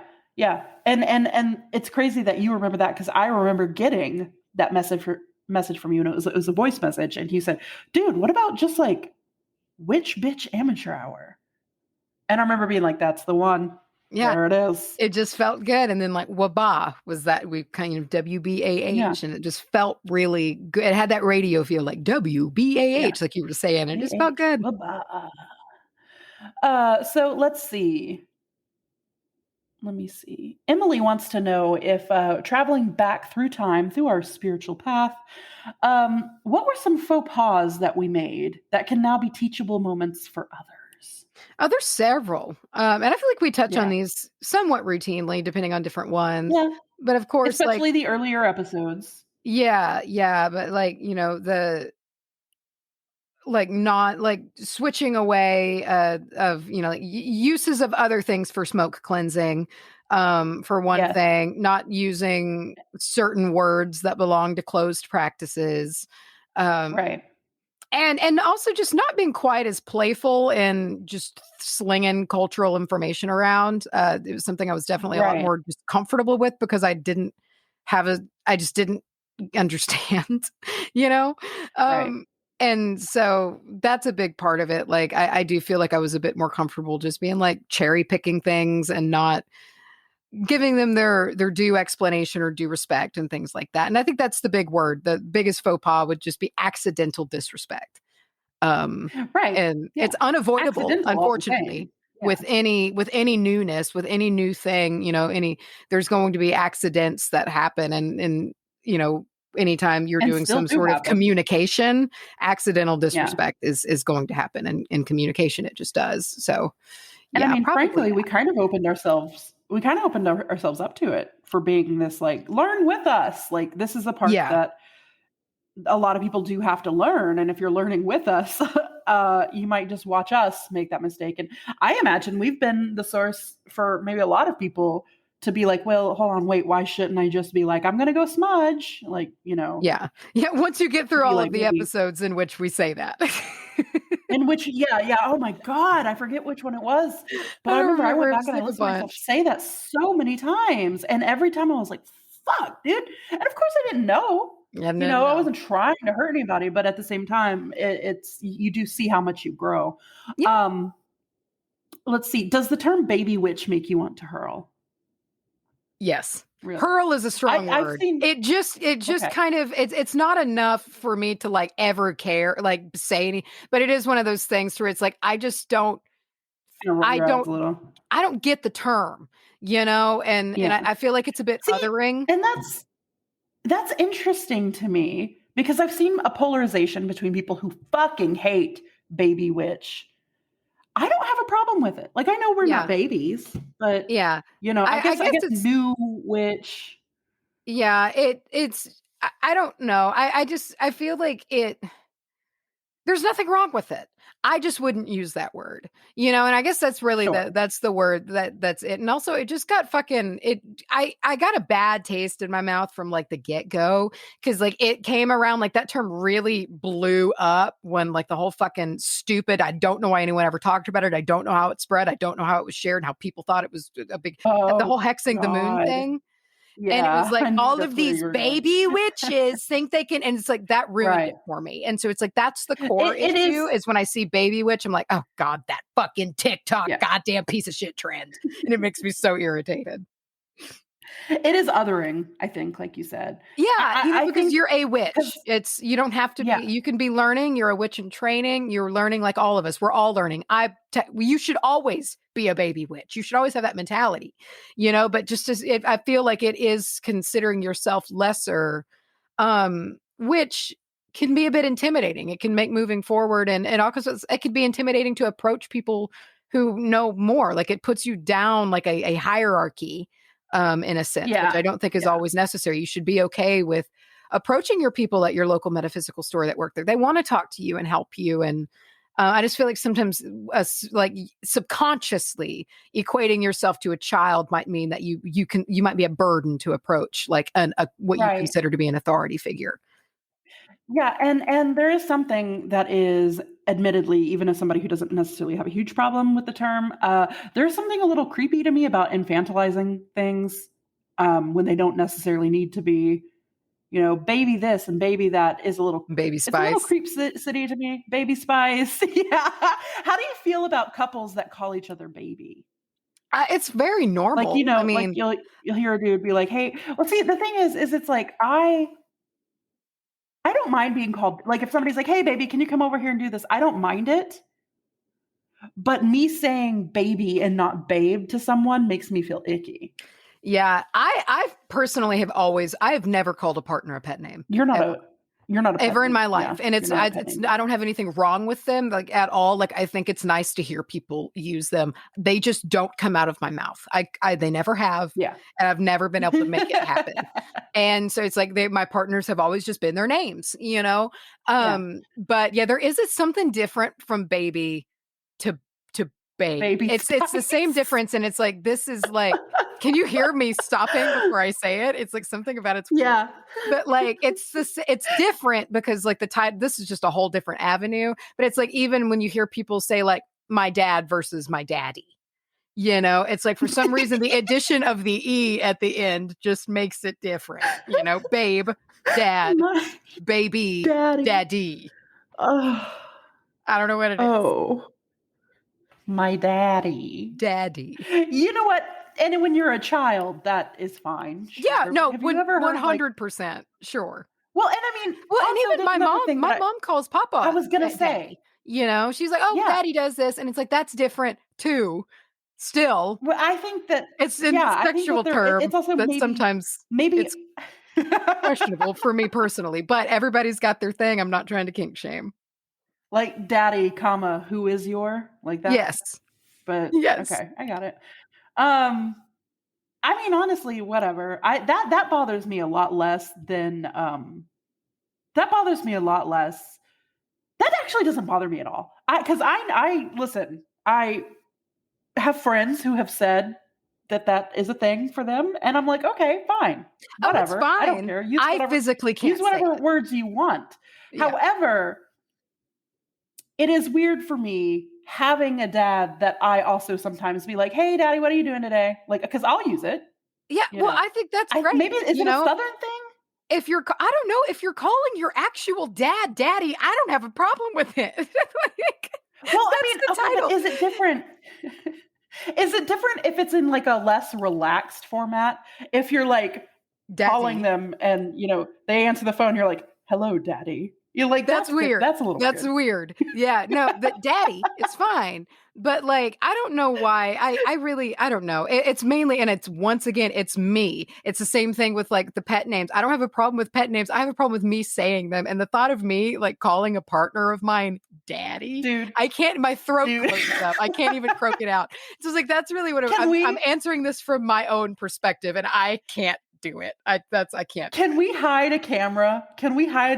And you just casually stroll into your kitchen and you just like any other day, just ask Hunter some like an everyday question. Just be like, hey daddy, how's your day? Like, I think his eyebrows would go past his fucking forehead. Like they would just leave his scalp and go airborne. What do you want to do for dinner, daddy? What? I think and I know what he would say because it's his word for anything that rattles him is he would just gross. That's what he would do. I know it. That's funny. Or any other equally sappy nickname. You know, like what if it was like, what's the worst nickname to you? That's not necessarily have like a ooh hey big daddy connotation with it. Like is it sweetie or like honey? I hate honey. I like honey. Hun, actually. Hun and honey is what I call animals and children. Hun's okay. Hun's different. Yeah, an animal and a child I call hun or honey all the time. I will do that to any young. Yeah. But to grown-ups, I don't usually call anyone hun or honey. I think it's condescending. I don't know. My mom calls me honey and I love it. I really do. Like honey. And that's the thing. I hear it in her cadence, you know, and I like it. But it can be said like, oh, hun, you know, and it's like said like, oh, you don't even know. Cadence. Yeah. Yeah. Like, oh, honey. My dad, he doesn't do it in like a, oh, he doesn't do it in like the condescending way, but honey is his frustration word. Oh, yeah. And it always has been. And it's like when it's like he's like you know when two people are literally like trying not to fight and they're being very nice to each other and they're trying to like but they're still frustrated at each other, like that would be his word for like my mom, you know. He'd be like hey, can I get in there for a second? She'd be like yeah, and then like a couple minutes will pass and she'd still be there and he'd be like honey, can I get in there? You know, and it was like he was like trying to keep it together but like also like that's his word. I like that, so when I hear honey I just immediately I'm like oh yeah. I do not like baby doll. Baby doll. Yeah. Or doll. Is it just because you don't like baby In general, dolls? I don't like doll. I like doll if you use it like in like between your friends. Well, sure. Yeah, I don't want to. I I've don't want had to be like a called doll by like someone flirting with me. oh no, I feel like they'd like have like a cigar hanging out of their mouth Yeah, and they'd be yeah, like, you or know, like "Hey, a what's really up, glitzy pearl doll?" snap. Oh, I get down with that. Go down to stockyards, see what you can Yeah. find. We've got 2 questions left. This one's an interesting one. Christina says, I have a Q for you to A. Do y'all ever have any disagreements over the podcast? As all friends and family do. How do you handle it? I feel like we handle things pretty nonchalantly. I don't know if we've had Well, the closest thing I think that we have to disagreements over the podcast would be like, hey, do you want to do XYZ today? No, I don't want to do XYZ today. Okay, well, I think that we should at least do XYZ today. You know what I mean? Like I Yeah. think, or just like that, and that's a bad example. Yeah, I think probably the most to be like the most disagreement would come from me being a real tight ass about deadlines. Like I think that's it. I sometimes will let myself absolutely get so fucking wound up that I just feel like the walls are closing in and I just freak out about deadlines. I do that. I feel like that would be my source of disagreement, probably, if I had to think of one. And I think that mine, if I had to think of mine would probably be trying to. I get very wound up about like I get stuck on what I want to happen being the thing that happens. You know what I mean? Like, how do I say this? Like, I get like, I bite off these ideas for like big projects. And I'm like, I think that we should do, you know, this big thing. And then time gets closer and closer. And it's like, oh, fuck, we got it. And I don't even know if that counts necessarily. I don't even think that's a disagreement. I think it's just like, fuck, dude, I think we should do that. And you're like, I don't know if we have time, you know? Like, yeah. And like, and our, I don't know, like, and especially as the show has proceeded and life has happened and whatnot, I just feel like mine and yours' understanding of each other has really, really deepened a lot. And so I don't talk to you like that. I'm not going to, you know, I'm not going to be an asshole to you. And, you know, like, and because I know that anything that either of us does, you know, it's not intentional ever. Sure. And so it's just like that. If you going into things with that understanding, and that's something that I've had to work on because I have been in the past much more kind of like spicy with like my attitude, you know. But I've really, you know, and like that's kind of how I've really tried to shift it. Is I think we work well together because we understand each other really well, and when we each do our things that are what we do, neither of us act surprised or freaked out about it because we just know who we each are. Yeah, and another thing, and this goes for all relationships, but dude, resentment is like relationship killer number 1. So I think that you and I. And of course, God, I hope this isn't one of those situations where it's like totally one-sided. I'm over here piping off like blah blah blah, and you're like simmering. I fucking hate you. But like, shut the fuck up. But like, I think we're pretty good about clearing the air, or at least, you know, not letting resentment about things, because that's natural. I mean, if you work with anyone, doesn't matter who it is. You know, close contact. Doesn't matter who it is. There's going to be. Yeah, there's going to be little things that annoy you about the other person. You know, luckily we have not had any kind of. We don't like have a Brooks and Dunn relationship where we're. No, I don't even feel like you and I have ever had a legit argument. No, I think we've had a few discussions, but I'm not sure if we've ever argued. No, like I don't know if you and I ever in our lives have ever raised our voices at each other. You know, that's a good point. Ever, you know, like we've done it in like hilarity, but I don't think you and I ever have. And it's strange. I don't think about it because I've definitely fought with your brother before. Oh, sure, you have to. It's just part of hanging out with friends. But I just mean, for some reason, I guess I didn't think about that because I was just focusing on like because growing up, and I don't want this to sound like offensive or anything, but like growing up, when I was going to y'all's house, in my head, it was, I am going to their house. Like it was Macy and Rustin. I'm going to go hang out with Rustin and Macy, Macy and Rustin. Like y'all were a duo, a pair in my head. So sometimes I'm a child now. Sometimes I get that kind of stuck in my head. And I was like, well, of course we fought before. And I'm like, no, I fought with Rustin. Yeah. I think the biggest fights that we've had have been here on this show about licorice being good or not. You know? Yeah. You know, like that's really it. Like, of course, like you said, there's going to be moments of like irritation and whatnot, like that just happen. Sure. I mean, we work with each other. It's like, it's anything that you have to work on with each other, because there's always going to be things. Yeah. I wouldn't have done it that way, or I would have blah, blah. And it's like, I don't know, but at the same time, it just works out. It just works out because I think both of us are good at just being like, it's not a big enough deal to throw a fucking fit over. And it's not, neither of us are confrontational in that way. Yeah. I don't like to fight. I hate it. I hate everything about it. I don't like it either. It feels uncomfortable to me. And luckily, I think that we're both good about I went completely blank. Well, I think like a good example that just popped into my head, and this is one we've never said before, but like when you used to do 100% of the editing when this show first started, and it's because like you were like kind of hustling from home, and I had like a day job, and I was having to go in every day, you know, and it was just very demanding. And so it was like, that was kind of how it all started. And I remember when you wrote me and like opened up and were like, hey, I think we need to start, you know, we need to like figure out some sort of other editing schedule.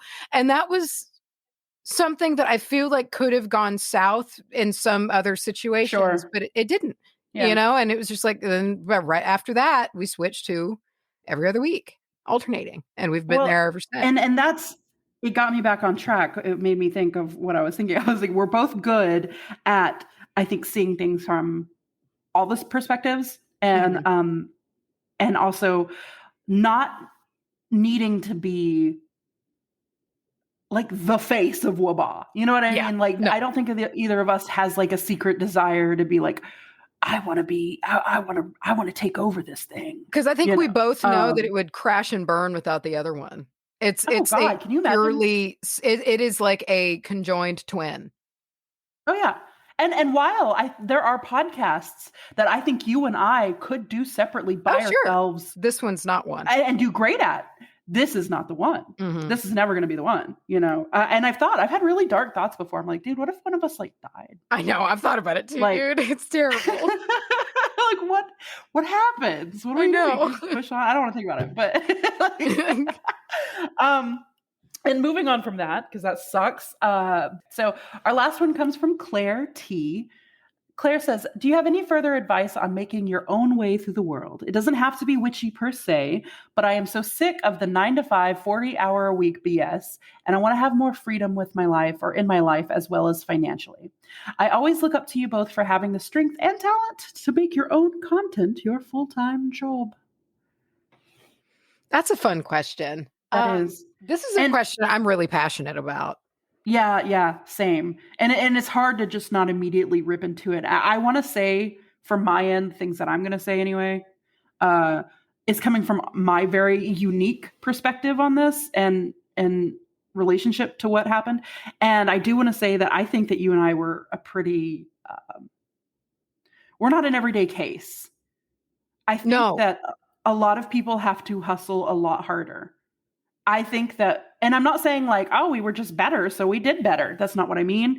I mean, I think a lot of things fell into place and a lot of luck happened with us. Yeah, I think there were a lot of circumstances that came together. One was undeniable that at this point, you and I cannot deny it, undeniable chemistry that people like that makes people think that they feel like they're in good company. That's a part of it.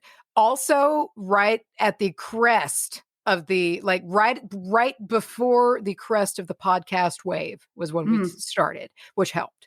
Right at the crest of the spiritualism, witchcraft reboom again, you know, like so many things were happening at just that time that I just think that was definitely a big part of it. But also, dude, fucking manifestation. Yeah. It's so like, because the thing is when we started the show, and this is something that I've thought about after the fact. We had our 6-month kind of thing where we're like, we'll revisit it in 6 months. And if we're still feeling it, we will, we'll stop or whatever. But I we forgot. never considered quitting ever Yeah. before Yeah. then. And so it's just like the thought of, make it to 6 months. But we both knew if we made it to 6 months, we were going to keep going. So Yeah. there was never this consideration of quitting, which I think fueled it, like not only in a practical sense, but also in like a magical sense. And then once it kept growing, I really let my imagination take this to the moon and believe that it could happen. And there's so much power in that. And then when it grows and you have other people believing in a project, it compounds. And so Right. I think a lot of manifestation can happen. And if you really believe in something. Yeah. I think that trusting yourself is hard to do. And I am in no way saying like quit. And this is not just to Claire, this is to anybody who has this, don't just quit to go make your hobby your job. Right. Like May said, she was still full-time, and you were full-time for what, a year and a half? 3 years. 3 years? Wait, what? Yeah, dude, I was working my full-time job when we started the show. No, I know. But how long were you doing both? Well, the show and work 3 years. That's how long I worked there for. And we started the show right before I started working there. You've only been full-time on the podcast for a year? Yeah.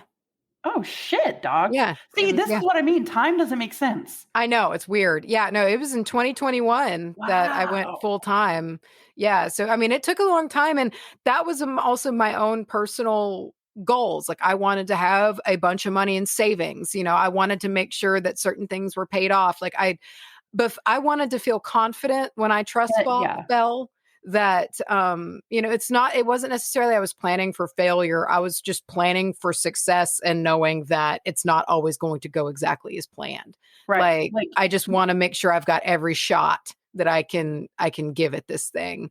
So yeah, and the time can vary, but yeah, that was kind of when, and the universe told me I got so many messages that were like, this is when it's going to be time for you. And even down to the day that like, it was so pointed that it was time. I did what I was supposed to do. I stored for the winter, I scratched and got it all together. And then it's like, all right, launch it, break the bottle on the ship, go. And I had, part-time stuff, or I worked hustling, doing stuff, side gigs, I was doing stuff like that.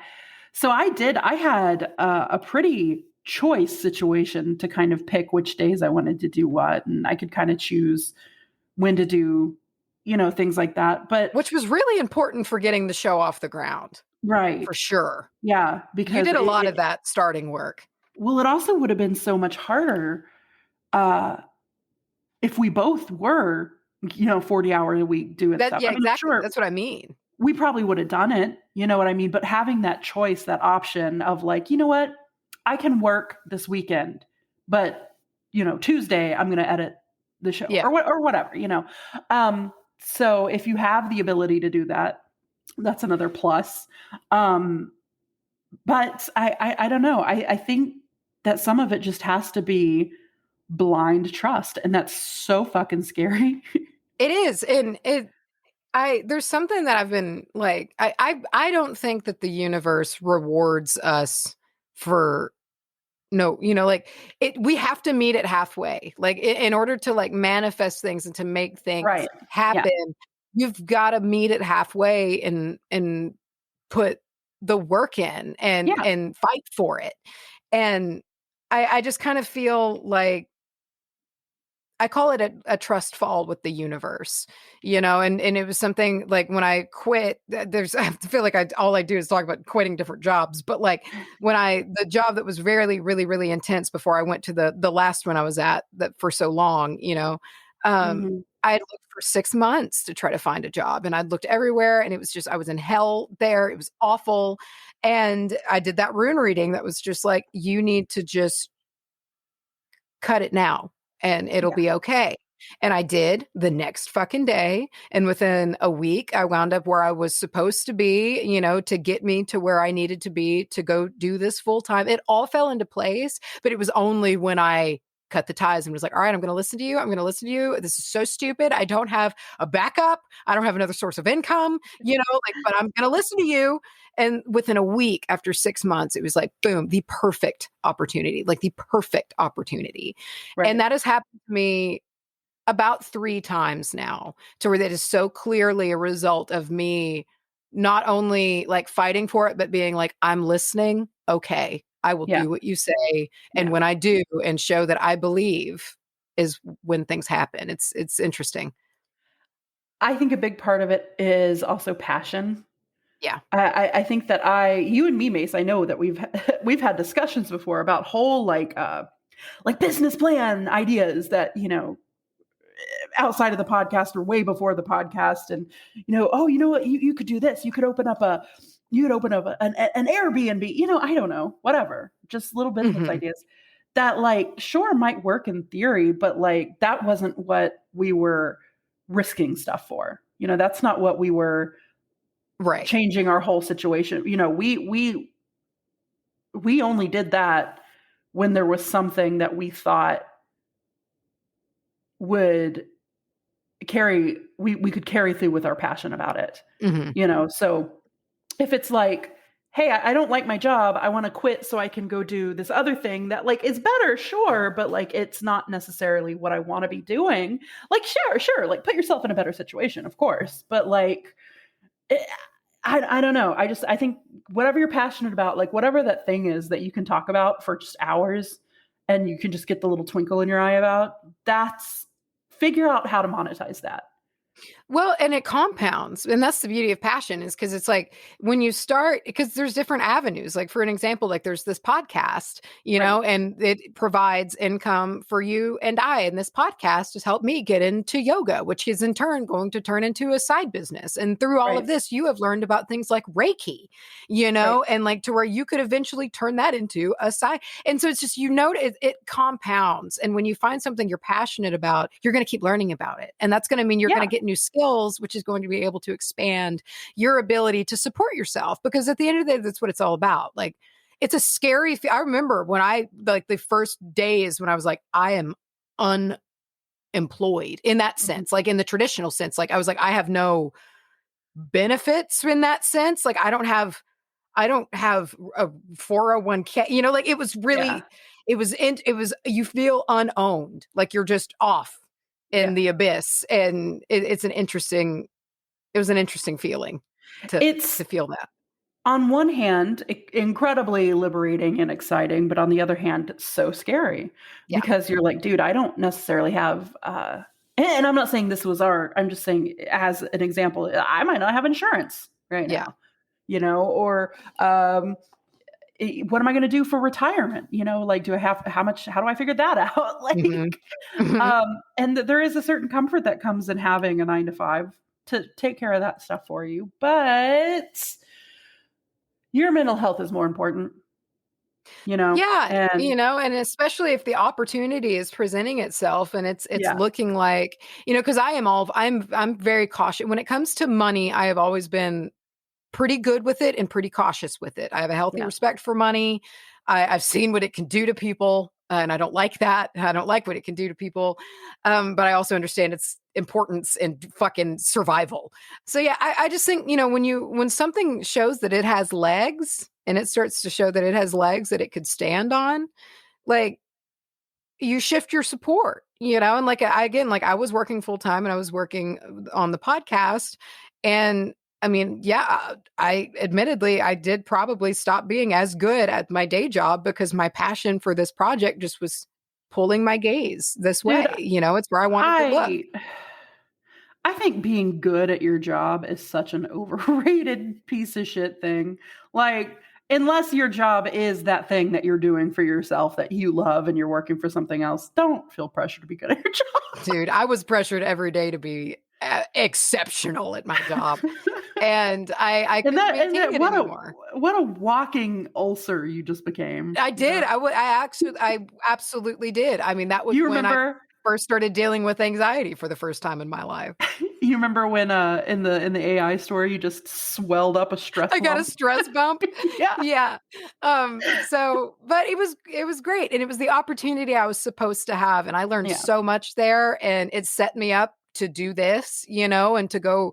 So everything happens for a reason. And you feel it in your body when something is supposed to go a certain way. And if you believe in something and then it starts growing and then you believe in it more. And then eventually it looks like if it had just that last inkling of belief in order to really fly, maybe take that step. If you've run it all and it looks like a possibility, don't be afraid of possibility just because it's uncertain.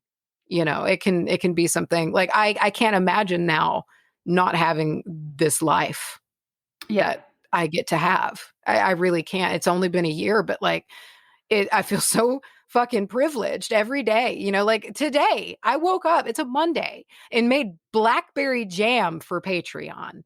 Like, are you, what a fucking blessing that is. And a lot of that came from, of course, work from both of us, but also we just both really fucking believed in this project. And then everybody else did too. It's like y'all could feel how much we believed in it. Yeah.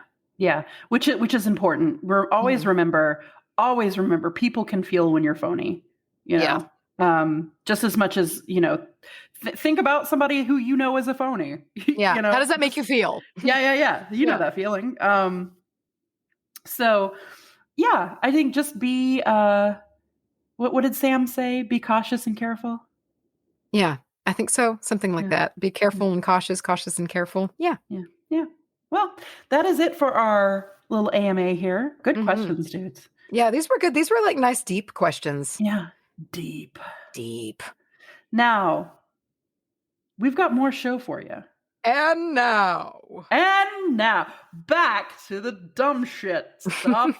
But first, I think another old shoe has come to visit. Man, I'm just gonna run away with this fucking analogy. Macy, I need a verb ending in ing. Oh shit. Fellatioing. Oh God. A verb ending in ed. I actually need 2 of these. Go back to a bit of an Anahatas reboot. Fucked and sucked. Oh God. Fucked. Classy joint. Mm-hmm. Give me a noun. 3 nouns. 4 nouns. Wow. Give me 4 nouns. Okay. 4 made me think of foreplay. Oh. And also Abraham Lincoln. Okay. Did foreplay make you think of Abraham Lincoln? No, thankfully it didn't. Experiment, weapon, possum, die. Oh, those are the examples. Yeah. Crevice, kidnapping, war, that big dark beige tub of country crock. Oh.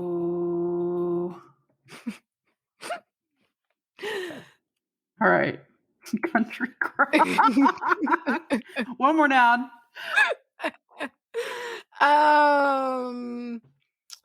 One more noun. Clubfoot. Give me a verb. Overreact. Ah, that's a good one. Give me an animal. I don't know why this one really shook me. I don't know why this one really threw me off. What did we? I was trying to think if we had any animal characters. I don't think we have any Luke animal Bryan. characters. Yeah, let's put Luke Bryan in animal. That'll work. Bryan. He is our animal character. He is our animal character. Place. Give me a place. Costa Rica. Ah, beautiful. And lastly, give me a number. About 5, but a little more than 4. Okay, here we go. We're going to go mad. You ready? This is, oh no, I already see some of these words. Oh shit. Okay, this is called I Was Abducted by Aliens. Okay. I was fellatioing along the sidewalk when an alien fucked me. Okay. I was sucked into their foreplay and it blasted off. Okay, well. Then the alien So far, not so bad. Then the alien asked me to overreact on the TV. I was surprised they spoke English. The aliens had a pet Luke Bryan. We ordered an Abraham Abraham Lincoln, and it tasted good. Ew. As we came back into the galaxy, one alien asked me if I wanted that big dark beige tub of crock. I said no, but I would like a clubfoot. He got it for me, and then he dropped me off at my Costa Rica. Then I realized I had been gone for about 5, but a little bit more than 4 years. That one was really coherent for the most part. For the most part? Wow. Yeah. I was sucked into their foreplay. Yeah, you were. And it blasted off. Woo. Gooshin. Ew. Wow. How are we going to wrap up this 4-year celebration, dude? We've had our snacks. Snacking. We've had our metaphysicians. Yeah. Snacking and fizzin. Snacking and fizzin. Snacking and fizzin. Snacking and fizzin. Okay. Someone needs to and will throw that over a beat. Somebody I hope so. Needs to do that, because I was thinking of sugar, but like the whole time you were doing I was also sugar. But yeah, no, that they need to throw you over a beat like tomorrow. Snacking and fizzin'. We have one last surprise for you guys. And it's a big one. Big. It's a big one. Big. Let me get to it. Big. Nay, big. Nay, honey. Nay. Or no. All right. Ashley E. has done a tremendous thing. Really? Truly. Ashley E. has transcribed the very first episode of WBAH podcast. And as teased, I think, dude, it would be funny if we read this as each other. I think so too. Yeah. And we're not reading the whole episode. Yeah. But the opening and the closing for sure. Just until we feel like it's done. Yeah. Until we feel like it's done. Okay. Here we go. This is the Witch Bitch Amateur Hour, Episode 1, The Shattering of Mama Minnie. I am Charlie. I will be playing Macy. I am Macy, and I will be playing Charlie. Charlie is my cousin. This is Charlie. She is my cousin. It's definitely that comes in there somewhere. Yeah. Okay, so here we go. Have you ever seen one of those, remember those calendars that were like 365 pages and you would rip one off and read it? Oh, yeah! There was one of them that was brain puzzles, and it said the hardest tongue twister in the world was Peggy Babcock. And if you could say that 5 times fast... You're a genius? That's special. Yeah, but it's like really hard. Peggy Babcock. Peggy Babcock. Peggy Babcock. Laughter. Welcome to the coven. That's what I wrote down. I wrote, welcome to the coven. You're so cheesy. I love it. I love the idea that we're having a little bit of unity here. I agree. I think it's very nice. I like it. Some sisterhood. And brotherhood. No judge. Oh, I was just meaning like you and me. Forget about all these other people. Anyway. My name is Macy Frazier. And I am Charlie's cousin. This is Charlie. I am Charlie. She's my cousin. And we are cousins. Dude, do we sound like fucking aliens or what? I think we kind of did. And we were very nervous. We've got some weird family shit that I think we can talk about. I think we're also going to talk a little bit about what drew us into this lifestyle, what got us into it, why we're here, and why we're called the Witch Bitch Amateur Hour.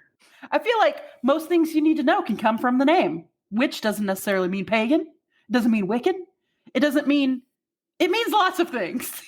Great. We're going to be touching on pretty much all of these things, spiritual, even the paranormal, because we are both paranormal buffs.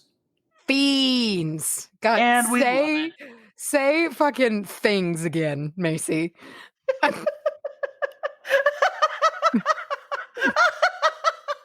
Excuse me. Okay, and we love it, but a little bit of everything, because when you're starting out, as we are novices, and I really mean at this. You might say we're amateurs. You know what? That's really the better word to use. It was provided for me, and I didn't take it. Ha ha ha ha ha ha ha ha. Yeah, so we're new to this, and I know that a lot of people are new to this, and it's just such a huge, vast amount of information. Hard to navigate. It is. And choosing where to begin. I mean, where do you even begin?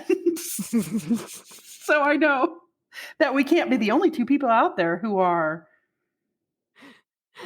Absolutely not. No. And there are who are trying to wait. What are we talking about? Dude, we're struggling. We said, so I know that we can't be the only two people out there who are absolutely not. No. And there are.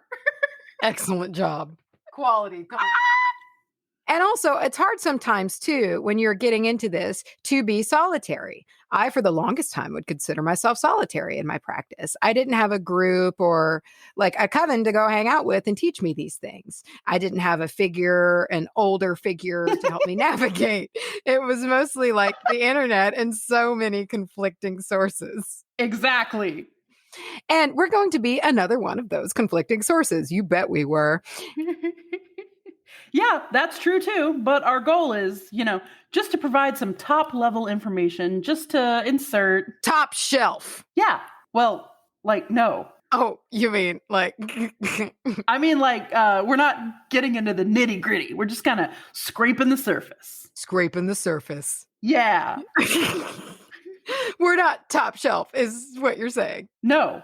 I mean, no. Like $2 Tuesdays. That's exactly. We're happy hour. Essentially, our goal is to provide people information for you to go and do your own searches, things that jump out to different people. I kind of delve into different things than Charlye does. Mm-hmm.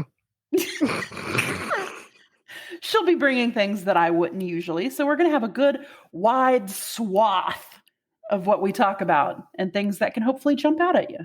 Right. To kind of go on your own rabbit hole searches. Right. Hopefully.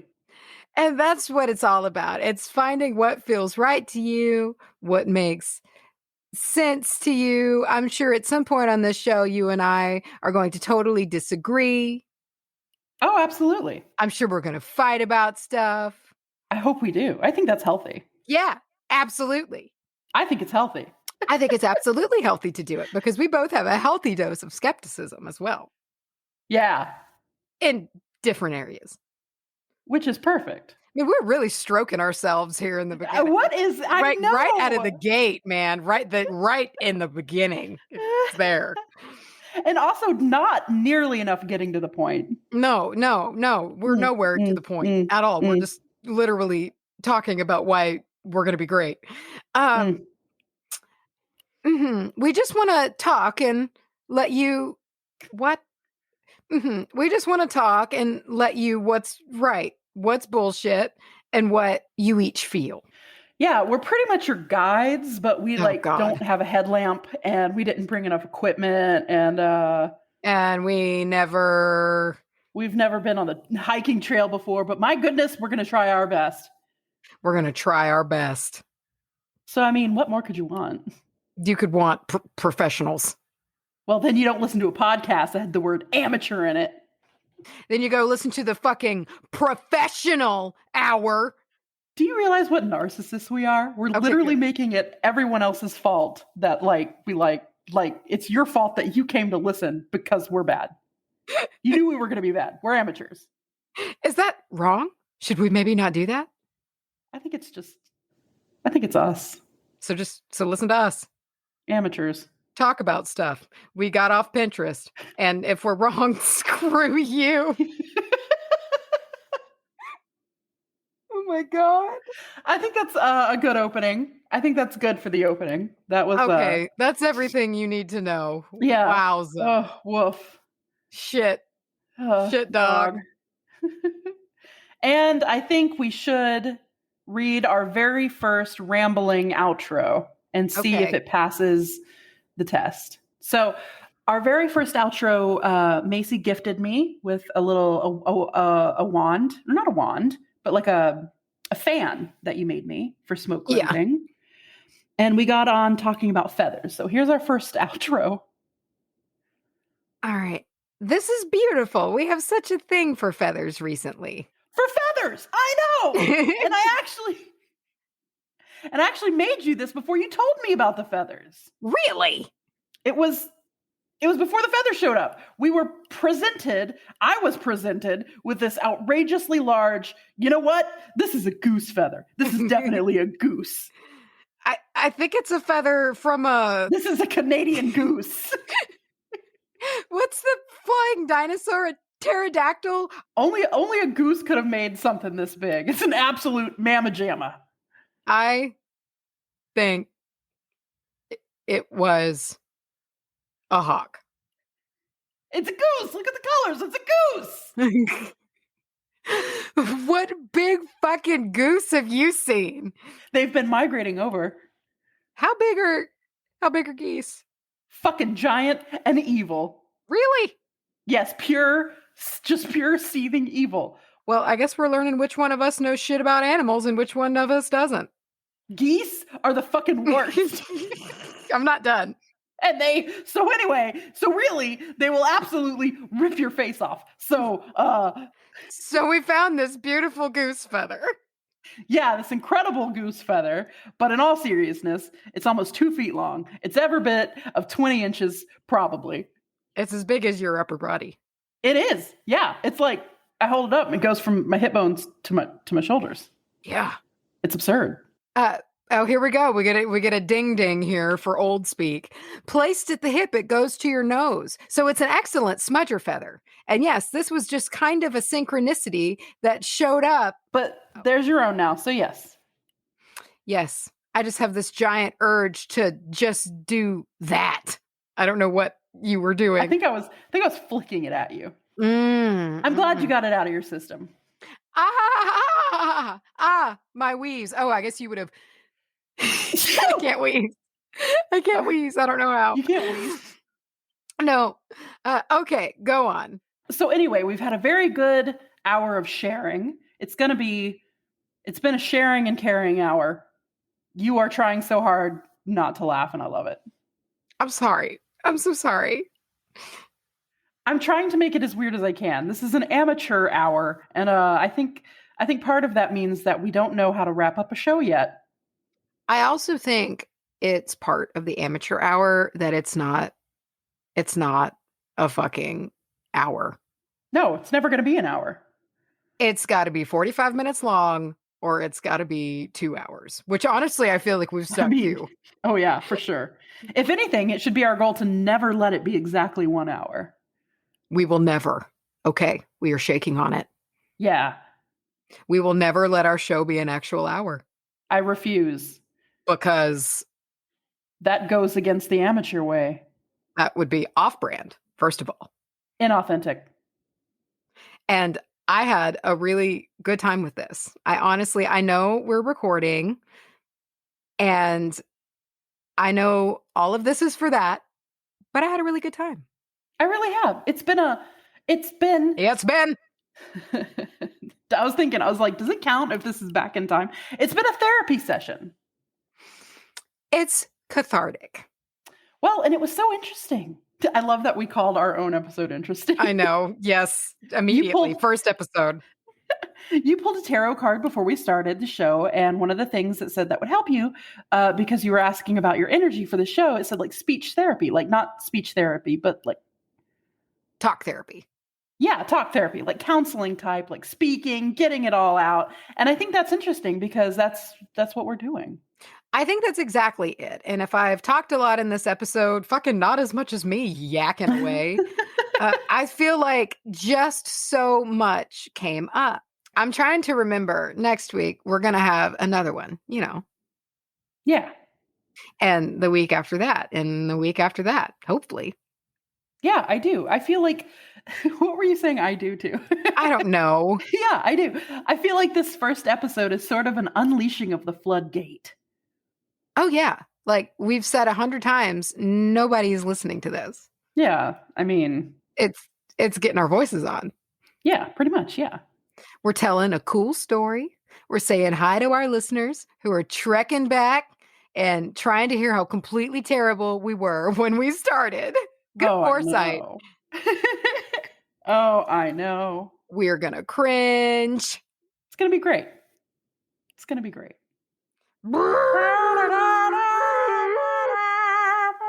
There it is. And then I very, very somberly read Grandma's poem, Misplaced Remedy.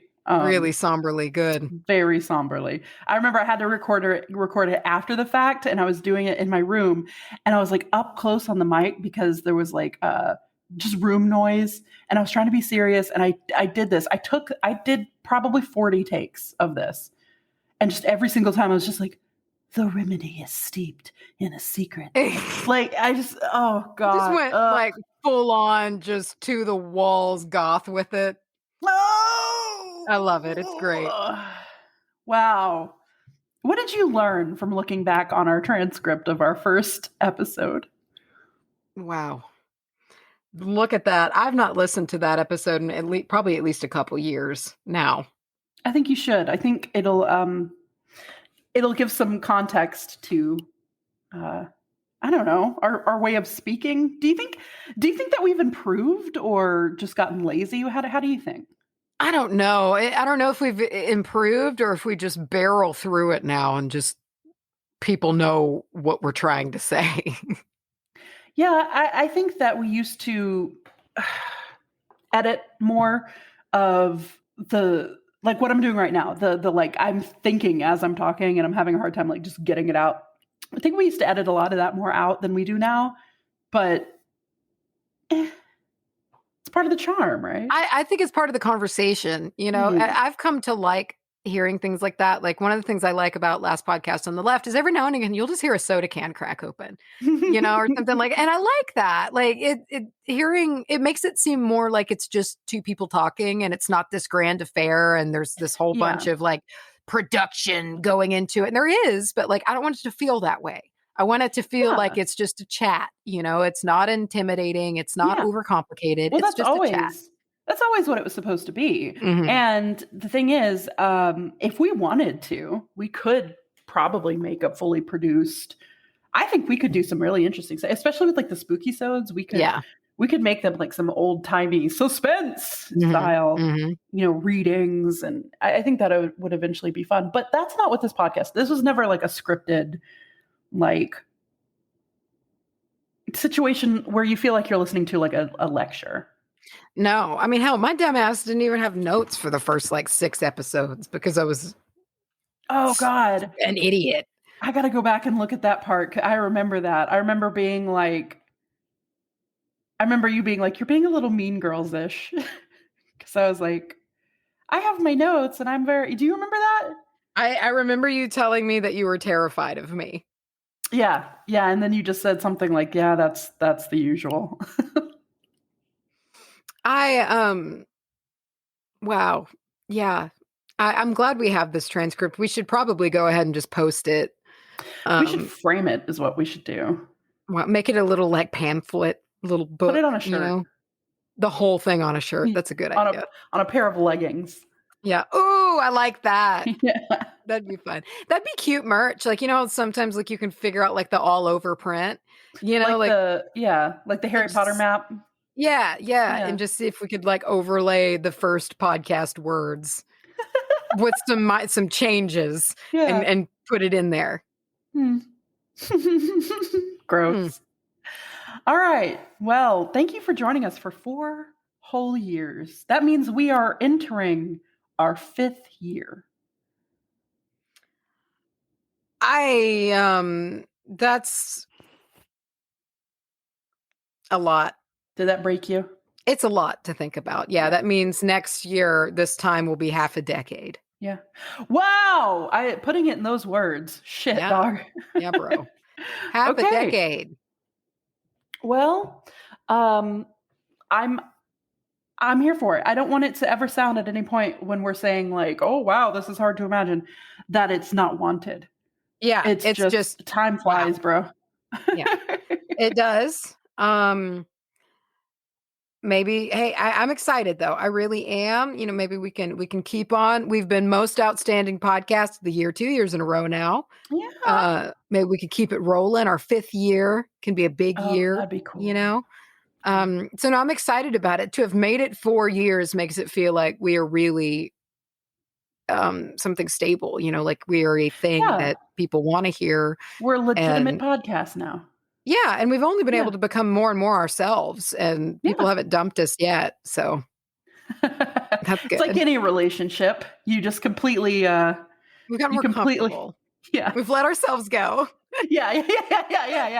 You slowly just kind of put on the sweatpants. Dude, I have been like a little bit stressed because like, and it's just with how everything fell because we had like the beach sode and then the spooky sode. I'm just like, people are going to quit listening. Like we haven't had like an educational witchy show, I feel like. And we had the one last week, but now we're already stopping again. And so it's like, that has been stressing me out, but it is coming again. We're going to be back to normal doing topics. Starting back up again next week and back on our spooky sode schedule, which is now going to be on the zeros instead, I think. On the spooky sode on the zero. Yeah, we're not on the 5s anymore. It's not spooky on the 5s. It's spooky on the zeros. Spooky on the zeros. Spooky on the 8s.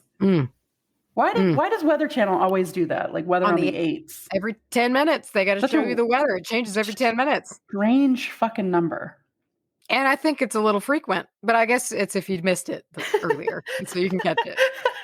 I guess most people don't sit and watch the Weather Channel for extended periods of time. I don't know. Can you imagine going over to somebody's house and they like pop up like a bucket of corn? Y'all just sit on the couch and watch Weather Channel. Weather Channel? I don't know. All I know is that the Weather Channel app sends the most morose doomsday fucking push notifications I have ever encountered. Give me one. The app. Man, let me see if I have one queued up. But like I will just essentially get one every day that's just like Earth's melting, you're gonna die every day. Yeah. And I can't uninstall it at this point because it's just like I'm in it, you know. You need to know exactly how fucked you are. Yeah. I just feel like they do it a lot. It's like that affirmations app that you had, remember, and you set it to like 16 affirmations a day. You know? Yeah. Oh my God, I forgot about that. Like it would happen like 4 times in a recording session. Yeah. I'd get an affirmation that was just like, don't forget to be kind. Oh man. Ooh. Dude, that's what we do. We make an app, a WBAH app, and we just push ridiculous shit to people's phones. That would be fun. I could really let my like surreal imagination go wild there. Yeah, I just want to do it just like, look behind you. Oh God.